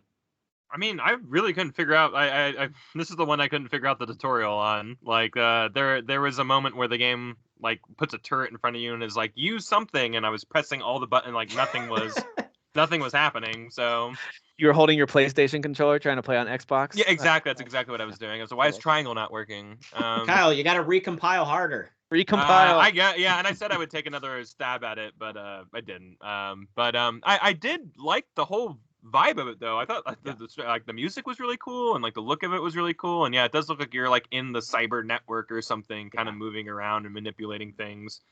And it was kind of pitched as a Metroidvania game, so like those are right up my alley. So like there's a lot of interest for me to go back to it. I just remember like it being late last night. I just beat 12 minutes. So like my head's like all over the place, like where that game went, and so I'm playing this, and I think I was just drained, and I couldn't figure out controls real well. So, but yeah, I plan to get to it more. I thought it looked real cool. It starts out where all you can do is walk around, and then you find your first upgrade, and then you can learn how to jump, and then your next upgrade is you can learn how to shoot, and it's a super weak pistol style gun at the beginning, and you get other weapons later. I've unlocked a few. And they kind of mimic standard weapons in these kind of games, your pistol, your SMG, things like that. It's a bit of an open areas approach where you go into an area and then you can kind of see everywhere you need to go and make your way over there. There's some checkpoints along the way, and there's stuff that you can't reach. And it's clearly like, I think I'm going to need a double jump or some kind of rocket boost or whatever the upgrade is going to eventually be. So that's the Metroidvania aspect, or there's some places you clearly can't get. I don't know how to open that door or break that wall or make that jump yet. So there's some of that I imagine they're going to set, for people who like to revisit these open areas and explore again with their power-ups later in the game. You can probably get some stuff that way. So anyway, it's good. It's not something I would say everyone should play immediately, but it's got some pretty decent 3D platforming. I think the visuals are pretty strong. It's free if you've got Game Pass. And it does kind of have a 3D shooter vibe. It's not super satisfying. Like the gun feels incredibly weak at the beginning when you start shooting those first enemies. Like it takes a lot of shots and they hit you pretty hard. The good news is every enemy you kill drops these little health pixels that you gather up. So you should be able to, as long as you're not horrible, you should be able to maintain some health moving forward. But it's not a super satisfying third-person shooter in terms of like the guns don't feel great. Like it's not the kind of game that it is. So anyway. I like it. Cool. Well, that does it for stuff we're playing. And let's talk real quick about this brand new cherry flavor before we talk about some headlines. I had to talk about this somewhere because it's freaking. It's such a weird, gross show. This stars weird and gross. So it stars Rosa Salazar, who I guess more famously played Alita Battle Angel, but I've seen her in other stuff. I watched that recently. And it's such a good movie, dude. I need to watch it again, honestly. Very fun. So she plays a director who's like new to LA, and a producer that she's trying to get work with ends up, of course, being like sleazy and screwing her over. So naturally, she goes to somebody that practices witchcraft to get revenge on him. And naturally, as you do. Right. And the rituals that she has to do and the toll that she pays for this witch person helping her is like some of the grossest stuff. I just don't want to see anybody throw up anything anymore in my life. Oh. It's so gross. That's Don't specific. eat when you watch this show. I mean, if you like David Lynch and Nicholas Winding Refn stuff, the guy who did Drive and I like Drive. What else did he do? That show, right? Too old to die young. Too young to die when you're old. Too old to die when you're young and old, or something. All right, yeah. It's a good show. I really like the show. But it's an Amazon and die. It's an Amazon show, and Hideo Kojima's in it. You gotta check it out. Yeah, he is in it. He doesn't say anything, but he doesn't say anything at all. He's there though. But if you like that type of tone where it's like gross and freaking weird, but you wish it was just, come on guys, let's move it along. It's a good show for you guys, but I can't recommend it to everybody. Sure. I wanted to hear, if you don't mind, because I know you didn't put it in there. I wanted to hear what Kyle thought of Reminiscence. Oh yeah, I snuck that in there before we got on the podcast. Highly anticipated. This is written and directed by the lady who created Westworld. Okay. Starring huge jacked man. Hugh Jackman. And one of the Rebecca Ferguson, one of the famous Rebeccas, yeah, Thandie Newton, and I just thought it was wonderful. Like it is detective noir vibes for days. Like it's like, so it's narrator. Oh, the city's seen darker days, like that kind of stuff. Like it's very tropey, like genre specific, like detective, like vibes and stuff like that. I didn't expect that because I know it's a sci-fi movie, right? It is, yeah, and that's what I was gonna say. But it's painted on this backdrop of like sci-fi, really cool sci-fi ideas, where this machine that was like created for like torturing people is actually being used to like help people restore and retain memories. So like, like you get put in the machine and like, your memory becomes like a movie, and you can relive your memories over and over again. Minority Report? But there's all these not really. That's more like telling the future or whatever. This is like, reliving like memories you've lived or that you've locked away, like via getting through trauma or just memories you cherish. But there's rules. If you keep on watching the same memory, you'll burn out or you'll get stuck in loops. And there's all these really interesting rules and stuff like that in the movie. Really good world building. Huge jacked man does great. Like he's on a ride, man. Like the guy's just like showing all the emotions. He's just like, he's acting his face off. Like it's I think it's, he's always so good. I've it's never great. seen him phone in any. No, me never. Neither. No. Did you see the one when his daughter got kidnapped? That one. Yeah, Prisoners. You mean his greatest performance ever? Yeah, yes. Absolutely. I've seen that movie. Oh, dude. Yeah. Even his one line.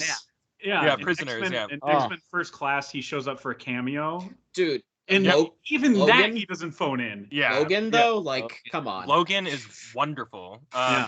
Anyways, he's great in this. Rebecca Ferguson's amazing in this. Thandie Newton plays like his badass like best friend or whatever. They back from military days or whatever. There's all these like little specific world building things about like a war that happened that they only talk about like in like kind of sidebar like situation. So you get bits and pieces of it, and it's always really interesting. And I like the world building that way. Like you never really quite know what happened to this world. Why is it in the state that it's in? But you get these little like hints and these nuggets, and you're piecing together kind of what it is. The movie's really good. Reviewers are trashing on this movie. Like, really?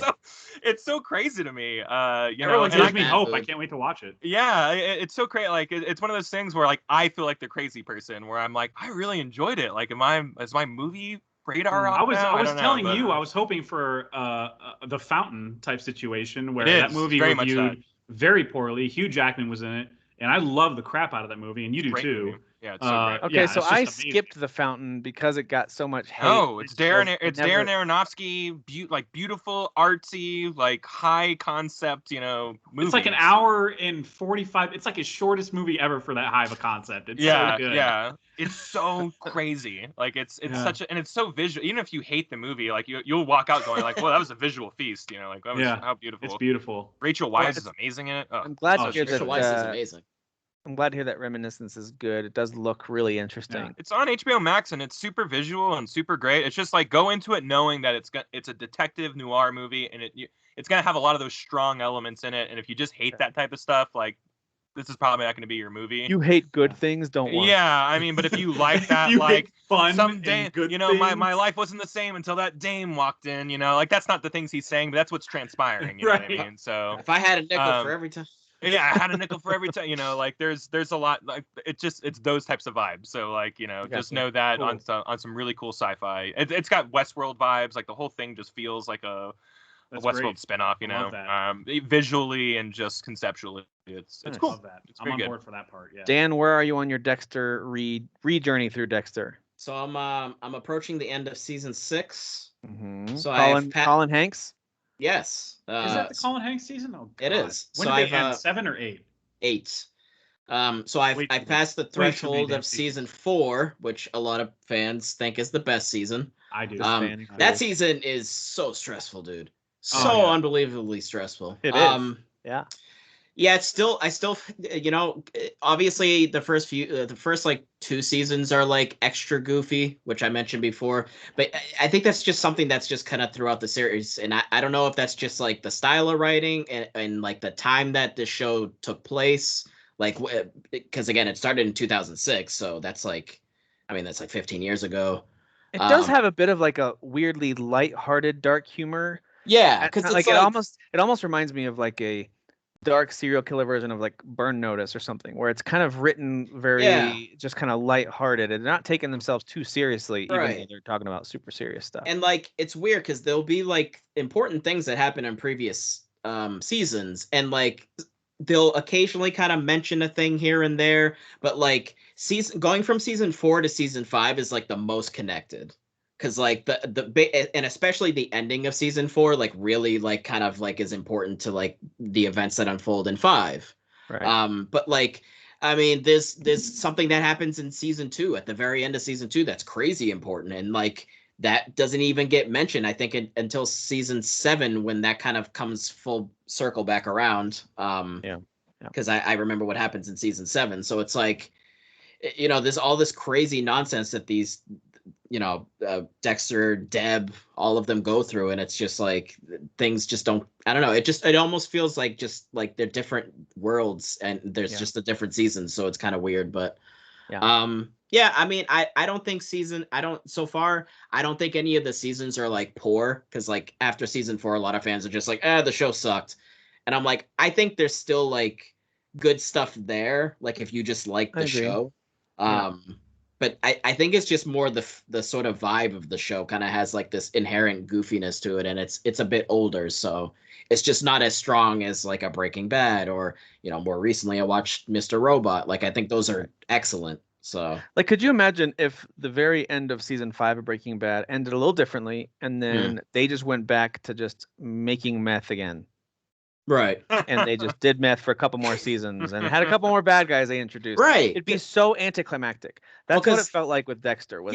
It all built up to season 4, and then 5, 6, 7, and 8. I'm not saying there weren't good moments, and I would never say that because it is still a quality show with good actors. Yeah. It's just like, why are you doing this? Like, you had this huge climax that had a heartbreaking but brilliant kind of arc that completed. And now you're just going to have Dexter do more Dexter stuff for 4 seasons. And it gets worse because Dexter literally will like impede investigations, because like he's a serial killer. So he's like, I got to get the big bad. I have to do it. And he literally like becomes less likable. In season 4, it was season 4, he literally plants evidence on another dude so they can then go to that dude and be like, we think he's the Trinity killer, so he can go after the Trinity. It's like, which comes back to bite him. But it's like he's actually the villain. He just is the villain, essentially. But season 9 will be interesting because I'm wondering what the vibe of that would be, if it being sort of a reboot but like a sequel season. I mean, I'll say, I know I've said it too many times, but imagine if they had ended that show after season 4, and now they're going to pick up a new season 5 years and years later. Now that I'm super interested in, like, what happened after that tragic ending. But I'm less interested now. The ending of season 8 is also tragic. It's just also kind of anticlimactic at the same time. Like something tragic happens. I was rolling my eyes pretty hard by the end of it. But... Yeah. Almost as hard as How I Met Your Mother. All right, let's talk about some. I don't think it's. Kidding. I haven't watched it. I was gonna say. I was like, what? I haven't watched it. I'm just kidding. So the season, Dexter has an awful ending. I still think it's slightly not as bad as How I Met Your Mother. Yeah, in the pantheon, we know that you have how a people horrible feel about opinion. TV. That's not even how it is. I can listen. We can have this conversation right now if Tim allows it. No, we're gonna move into headlines. No. I will say this though, just to keep the theme that Jeff started at the beginning of the show. We're starting season 9 of Dexter here pretty soon, so we're halfway there. All right, headlines. There you go. Cyberpunk 2077 had its first DLC revealed, which is, again, speaking of anticlimactic, I laughed at this. It's basically just the same stuff they did with Witcher, where it's small little improvements released with their patch, with other improvements, technical improvements, stuff like that. And they're adding a few little pieces of content, like you can switch to an alternate appearance for Johnny, you get new jackets, a new car, and then some map improvements, some gameplay improvements when for example, on the map, they're going to make things a little more clear on the little mini map when you're playing the game. Same thing with some of the gameplay stuff with some of your skills and some of those menus. They're just trying to improve. This sounds like quality of life as opposed to DLC. Correct. But that's what Witcher did. I mean, to be fair, like that's how they added Game Plus. They changed the menus in that, and they added costumes. So that's what they're doing. It's the same exact roadmap. Yeah. Approaching it the same way. They do have expansions that they're working on, just like with The Witcher 3. So I'm assuming in 2022 we'll at least hear about, if not actually get, the first expansion content for Cyberpunk. But there you go. And that is, I think that patch is out now or coming out soon for all platforms. Call of Duty Vanguard has been officially announced. World War II, you guys. Finally, World War II. Finally going to World War II. It's been so long. The headline here to me is not that there's another Call of Duty coming, nor is it that here's the timeline setting. To me, the highlight here, the headline is the Activision branding was pretty much non-existent. If you go watch that trailer, it might have been. Oh, really? But it said Call of Duty Presents at the beginning. It didn't say Activision. Like it was not Activision. Whoa, nice catch, Tim. Wow. I didn't notice that at all. And that is because I was curious, like, how's Activision Blizzard gonna pitch themselves with this thing? So when you buy the Call of Duty gets the money, guys. Don't even worry about it. Yeah, it's just Infinity Ward or whatever. I wanted it to say. It should have said Bobby Kotick Presents. That's what. Yeah, I think it might be worse. Even Call of Duty is like the person who comes to sit beside you and point at look at Activision over there, guys. They're crazy. Yeah. It's like, you are with them. What are you doing over there? You are them. But anyway, and they were asked about it, and their official statement is that, hey, this was a creative decision made a while ago, that Call of Duty is its own experience and blah, and like, whatever. You've slapped Activision on everything that's Call of Duty related. Don't pretend like all of a sudden now you're like, it was a creative choice. No, it wasn't. It was a CYA choice. All right. But yeah, of course, Call of Duty Vanguard is scheduled to come out this fall. I also saw a headline at one point saying that Activision confirmed that pretty much their entire staff is working on Call of Duty properties. Right. Like all right. So a lot of creativity going on over there. Yeah, I was gonna say, like, so cool. Yeah, super I just think that's great because we don't have enough Call of Duty. No. I think we should have 3 a year, to be honest. I think we should. 3 a year. Maybe even 4. Let's do 4. Let's do the Office thing where one each season. What about hear me out here? 5. Oh. What about hear me out? 6. All right, Dwight. Awesome. We're moving on. I can see that. I can see that happening. I can see that. All right.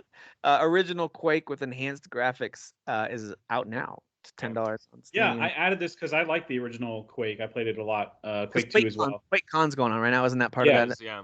It is. And yeah, this is $10 on Steam. They just added the enhanced graphics to the existing one that was already on sale. Yeah. And it looks how you would expect it to look with enhanced graphics. It doesn't look amazing. It feels like an indie. Now it looks like indie standards of a shooter that would come out now. You know what I mean? It's got like all the 90s sound effects, and the score is, the score that we know and love from Quake. It's a classic. Wasn't I really like Quake game. 2 like the definitive version of all Quakes? I felt like it was. I think so. Yeah. So I'm sorry. Does this one have like a campaign, or is it just online, or multiplayer, or is it? This is Quake, the first one, so it's campaign. So it's just campaign. Okay, so it's not like Quake Arena or whatever. No, not like Quake 3 or whatever. Yeah. Okay, I got you. Okay.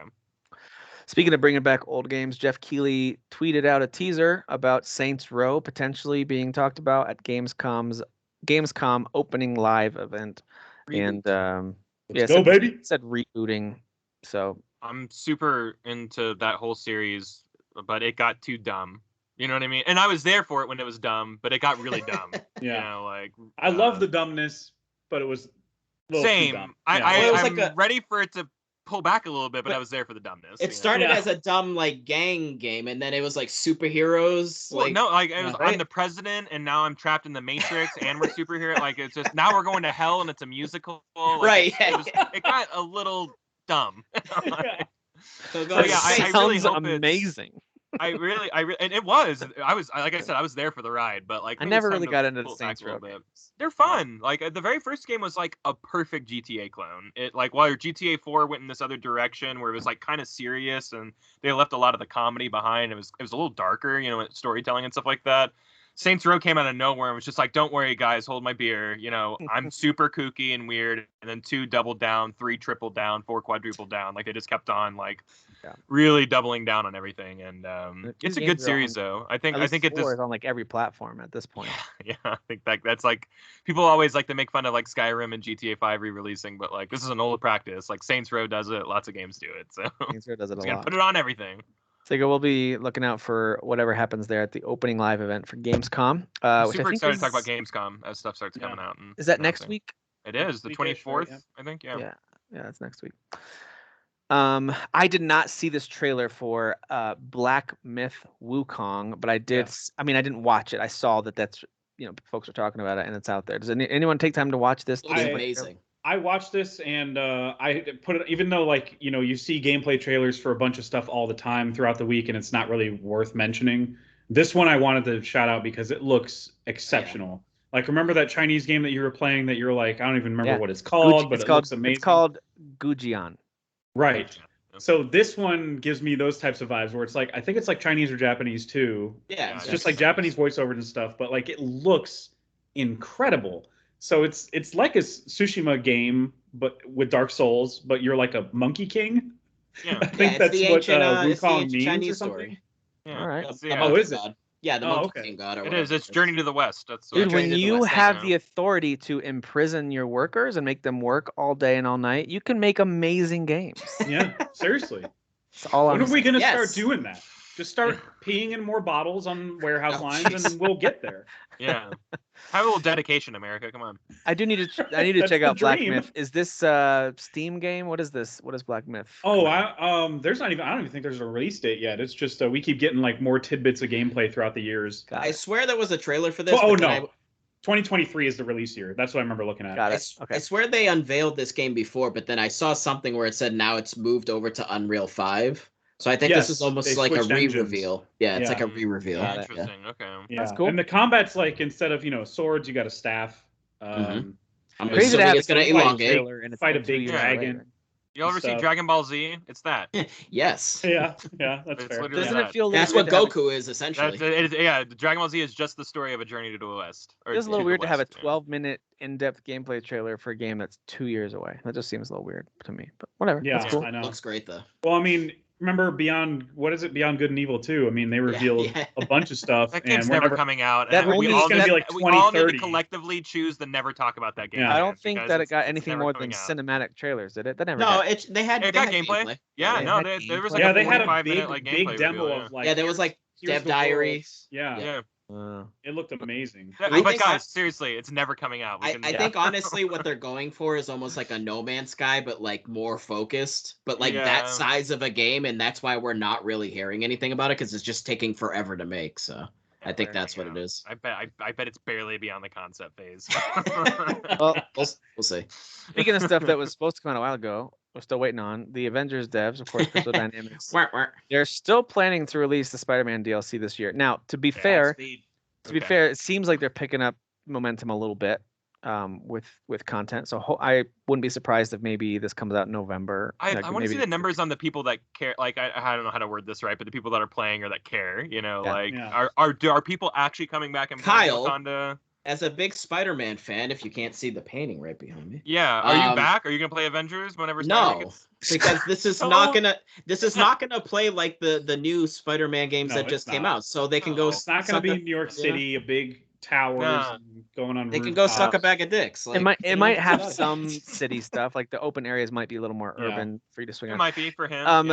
This is funny to me because I remember. I mean, this game came out in September, and right around that time, I think it was right before it, they announced the exclusive DLC that will be coming to PlayStation, probably early 2021 or whatever it was they were saying early on. And I remember because we talked about it on our show about, is this fair? Is this okay? Is this what, we kind of, and we had that conversation, just like everyone in the industry was talking about. What do we think about this? Is this unfair? Blah, blah, blah, blah. Now I honestly am like, oh, I don't care. Like this game is, to me, who cares that it's only come out on Sony? Yeah. Now, if it launched with only Spider-Man on Sony, to me that's a little more eyebrow raising. Like, oh, that seems like a shot across the bow. But now I'm like, that would have been cool. Who cares? It's only hardcore fans that really care about that. People who are actively playing it all the time. There's an active subreddit for the Avengers game, and it's always active as like crazy active whenever there's a new release like this, more than ever. So I mean, yes, of course, player count increases, but as soon as people finish a story, they're most of them are off. I'm uninstalling it the second beat this. Yeah, exactly. Like we don't, because it's 100. You and I don't stick around for that. Of like the 800 that PS5 gives us, So it's leaving the second I beat this DLC. But whatever. I was gonna suggest that maybe Spider-Man is like the last thing that they have to cling to before they determine, do we do the rest of the characters that we had in mind? Because I think they were gonna do like Ant-Man, 9 or 10 more characters. They were going to do Ant-Man, Wasp, Vision, Scarlet Witch, Bucky. Soldier, they're going to do a ton of free. Sounds like it's going to take 10 years for them to make. Exactly. At this rate. So I wonder if Spider-Man's going to be like, okay, this will determine if we're done or not. We'll see. I do remember thinking then, and I also still think this now, like there are certain games that have a games as service approach, and I still don't have any issue with them giving certain perks to certain platforms because of deals that are in place. Like, it doesn't bother me. Like, Rocket League does the same thing all the time. You get Nintendo, Xbox, and Sony. Like, I just got Ratchet and Clank content on the PlayStation 5 version of Rocket League today when I logged in. I was like, oh, sweet. And my son saw it, and they love Ratchet and Clank. He's like, oh, how do I get that? And I was like, gotta go find yourself a PlayStation 5, son. Like, sucker! As he's playing it on his Switch like a loser. No, I'm just kidding. Terrible fidelity. But anyway, I don't really have a problem with that in general. It could get out of hand. I'm sure there's scenarios, but for the most part, stuff like this doesn't bother me. So whatever. We'll see if that actually comes out this year. So that's good news for Sony fans. Bad news for Sony fans. Most of you have been on the edge of your seats waiting for a while to be released. Apparently, this game hasn't been worked on for a while and has been quietly canceled for a minute. That's the rumor that's out there. So this PlayStation exclusive, if you remember, it was announced. Let me look at the date here. Wow, it looks like 7 years. 2014. 7 years ago. It's reportedly been canceled after years of public silence around the project. The one where you turn into a bird and stuff like that. I think so. Yeah, I remember seeing it. Oh man, I was super hyped for this game when they announced it. Yeah, like a caveman style looking dude. Yeah. Ride a bear at one point. I think someone's riding a bear. Yeah, something like that. Yeah. But this is according to Jeff Grubb. It's a journalist who was talking to the Giant Bomb crew and says he was apparently personal friends with or had an interview with a guy who was heading up development on this, and that guy's like, oh no, we haven't worked on that in a long time. That's dead. That's gone. Was his response, that's so wild, guys. Wow. Cancel Jeff. Cancel Jeff. I hope it was. I hope it was. Diddles. Diddles. Diddles. Classic Diddles right there. That's classic. Just got to say catchphrase to close it out, and then it makes it all okay. Yeah. So there you go. Wild is I think even though this is a rumor, it's not officially been said by Sony or by the development team, but it sounds kind of like what everyone already knew, right? It's not happening. Yeah, the fact that we hadn't heard anything for like every E3 or version of E3 that happened the past few years, I was like, this is the one, right? This is we're going to talk about Wild. No, it never happened. Nope. Yeah, that happened so many times I literally forgot about the game. Right. Like it stopped showing up. So like my brain was like, don't need that info anymore. Every time y'all mentioned something about Everwild or another game with Wild in it. Outer Wild. No. It was something similar to this. There's Everwild, which has also been rebooted recently, and that's the Xbox I was one, like, right? oh, that's Wild where you take over animals, right? And like, no, that's something totally different. That's Wild where guys, you I'm still waiting for Scalebound, so we'll get there. Scalebound. Oh man, that one hurts still. That one was like especially with how done. big like because their next project that got canceled after that was Nier Automata. It's like, you guys, we really could have gotten a really awesome game. Yeah, but it's everyone had to pull out on it, you know. Listen, some of these teams, you just can't trust that they're going to deliver what they say. But you know who you can trust to always deliver is Nintendo to deliver Pokemon. They'll do it for you every year. The Segway game this episode is just. I'm so impressed with like top of the professional line. Segway. Good job, Dad.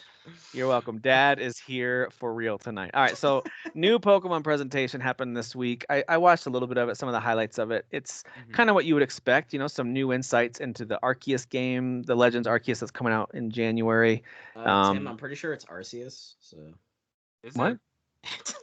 I think it's Arceus. I don't know. I'm just being a wise. All right, I need you to look that up because I think you're very wrong. I think it's stupid. I think it's pronounced Arceus, but I mean, think it's honestly, honestly, we're in our 30s, so who cares? So. Hey, Pokemon's forever, Dan. It's a state of mind. Well, it's in your heart. obviously, I mean, I still play it. So, so they of course talked about that, and they talk about how you're gonna have these different style options, and there's some fashion options too. Did anyone else watch this? I didn't. So, I kind of skimmed through. Yeah, it. No, I watched. So the remakes of Diamond and Pearl, Diamond, Shining Pearl. Yep. You'll be able to customize the outfits of the trainers, and then you can customize the Pokeballs. So then the throw animation balls are gonna have some uniqueness to it. So, but I think Arceus has the potential of being something unique. So obviously, let's just get it out of the way. The game doesn't look great. Like, it looks pretty muddled. Yeah. Which is weird because it's like you got something like Breath of the Wild on the Switch. Yeah. And sure, it doesn't look, it doesn't look like a Horizon Zero Dawn, which was a game that came out right at the same time, right? But like, it's still a beautiful game.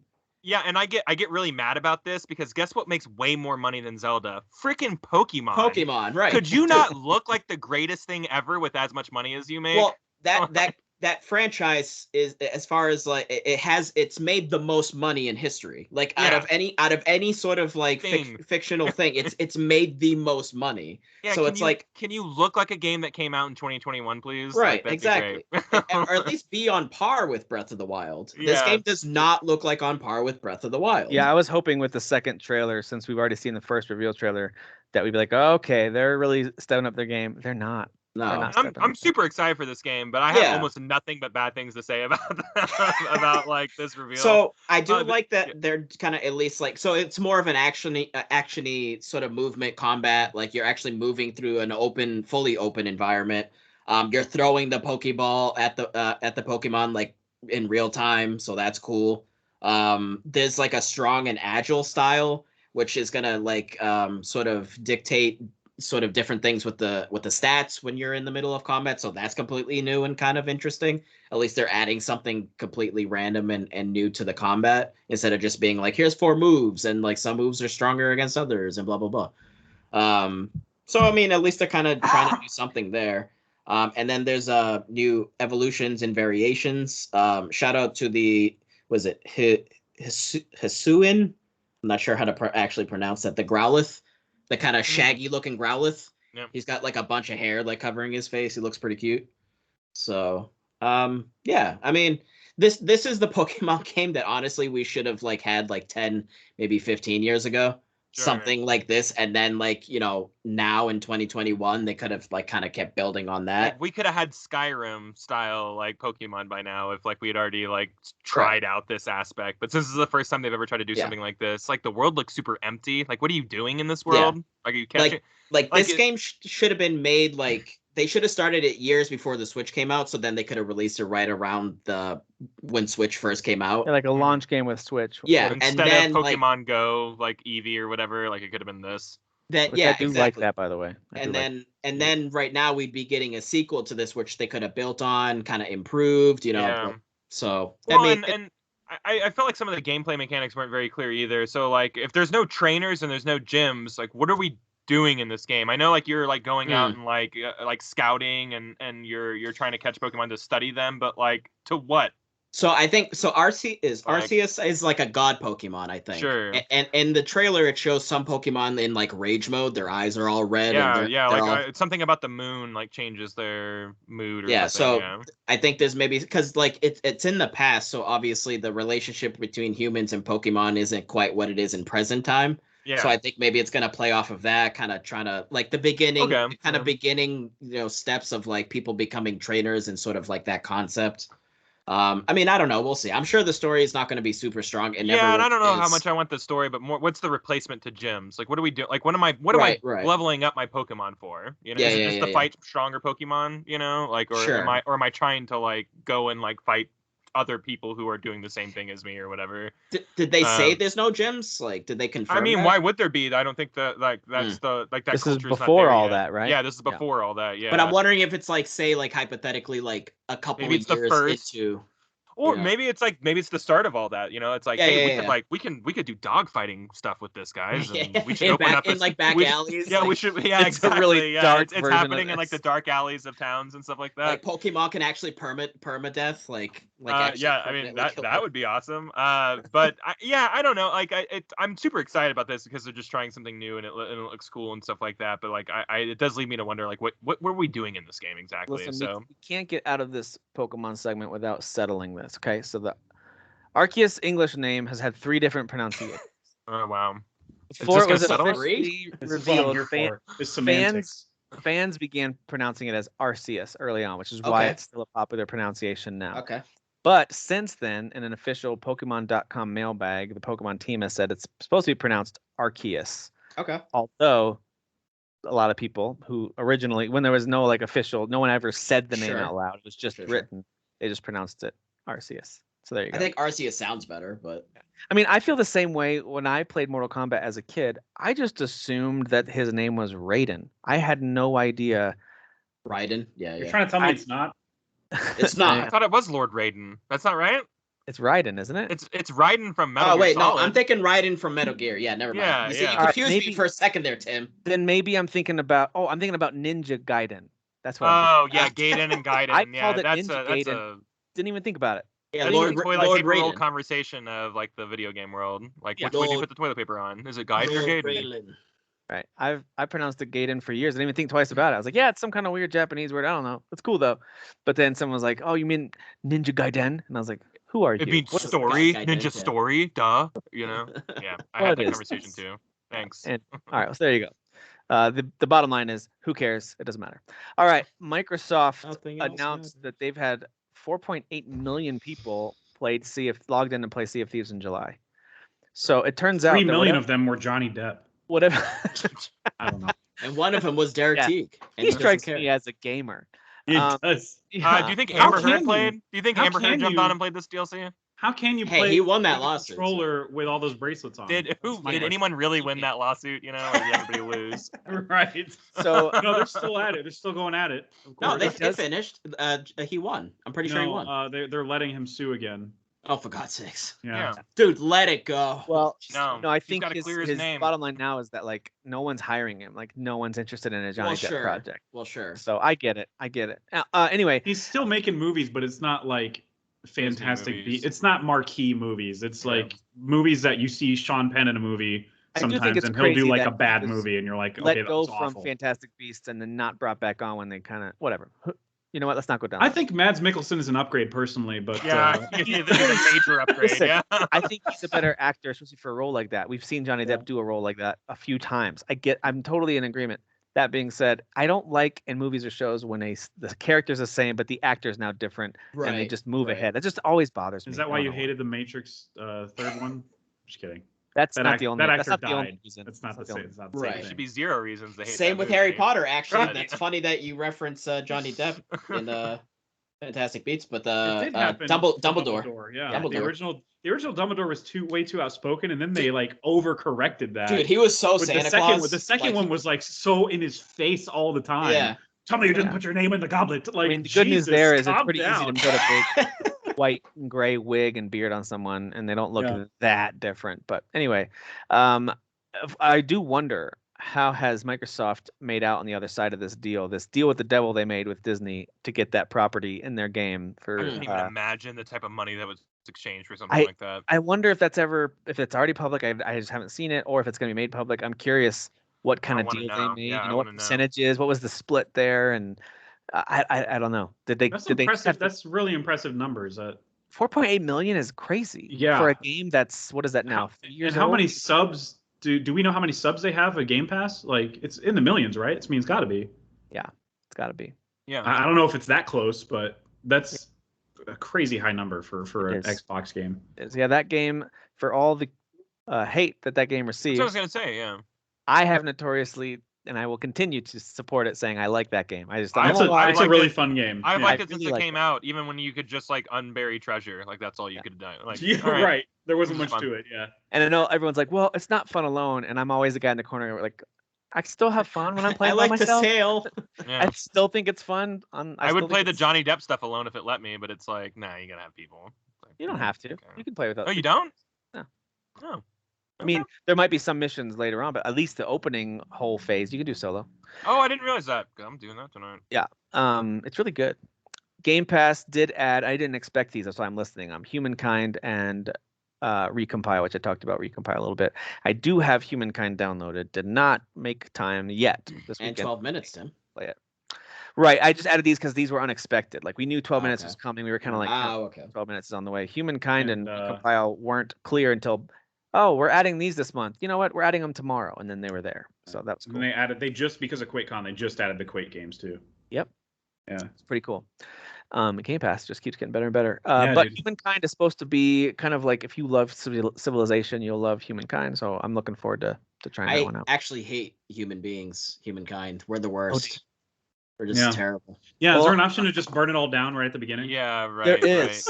Okay. I'll just side with Bill Burr. Best game ever. I don't know if you saw that last interview that he had with Conan O'Brien, how he mentioned like COVID just didn't take enough people. I made the mistake of reading the comments on that one. He was making great points, and then you read the comments, and you're like, oh, Humankind is screwed. I just gotta say, he's got a point. He's got a point. They just proved his point in the comments. They proved his points in the comments. That's the irony. They did. Yeah. Right. Good job, guys. Leave it on them to prove the point. I want a game like that to just have an option at the beginning, like activate global warming ? Yeah. Immediately. Yeah. Instant death. All human Advance beings. it by like 15 years from today, and everything's adjust the O2 on the planet, stuff like that. Fast forward until AI has taken over. Yes, I want to do that. Yeah, let's do that right away, immediately, please. All right, well, that's it for headlines. That's actually it for this episode. That's all we got. So thank you guys for taking time. We kind of flew through some of that stuff. That was longer than 12 minutes. I apologize. That's what she said. Well, next time we'll do a 12-minute episode, and then we'll just play that for like however long an hour and a half is. There you go. We'll do that. And over again. An hour and a half is usually an hour and a half long. That'd be an interesting podcast episode. Is every in Japan, however long that is. Every 12 minutes. Right. With global, with the time, with the time exchange, I don't know. Sure. What? I do like the idea of doing a whole show where we reset the conversation. We go back to the beginning of the show. Welcome to Current Gen Podcast. Episodes every 12 minutes. And people listening are like, "What the hell?" Or actually, one of us is aware of what's going on, and then the other ones just keep repeating. You start trying to convince us that we're like you're in a loop. It's like, what are you talking about? Let's play 20 questions. I can prove it to you. Here's how. Yeah. Let's do a Black Mirror episode of our show, guys. You could do it. No one would listen, but we would. Highbrow. Yeah, highbrow sci-fi episode, radio quality episode. That sounds great. You guys get to work on that. I'm gonna go play Humankind. Okay. All right. Down. Cool. Everything. I'm gonna try and finish 12 minutes. You know what the toughest part about 12 minutes is when you play it in breaks is you can't stop thinking about it when you're not playing it. It's true. Yeah. It's great. That's why I had to get it off my plate for that reason. There's no way you can't stop thinking about the other things you can do. Well, I haven't uninstalled it yet because I do want to try to get a few of those. I was reading through. I want to get more endings too. And I was like, oh, some of those achievements sound interesting, so I'm gonna go try to do a few of those. But Anyway. All right, guys. Thanks so much for listening. Everyone have a great week. And thank you, guys. Have a good weekend. Derek, happy late birthday. We miss you, buddy. Happy birthday. No, we don't. Meh.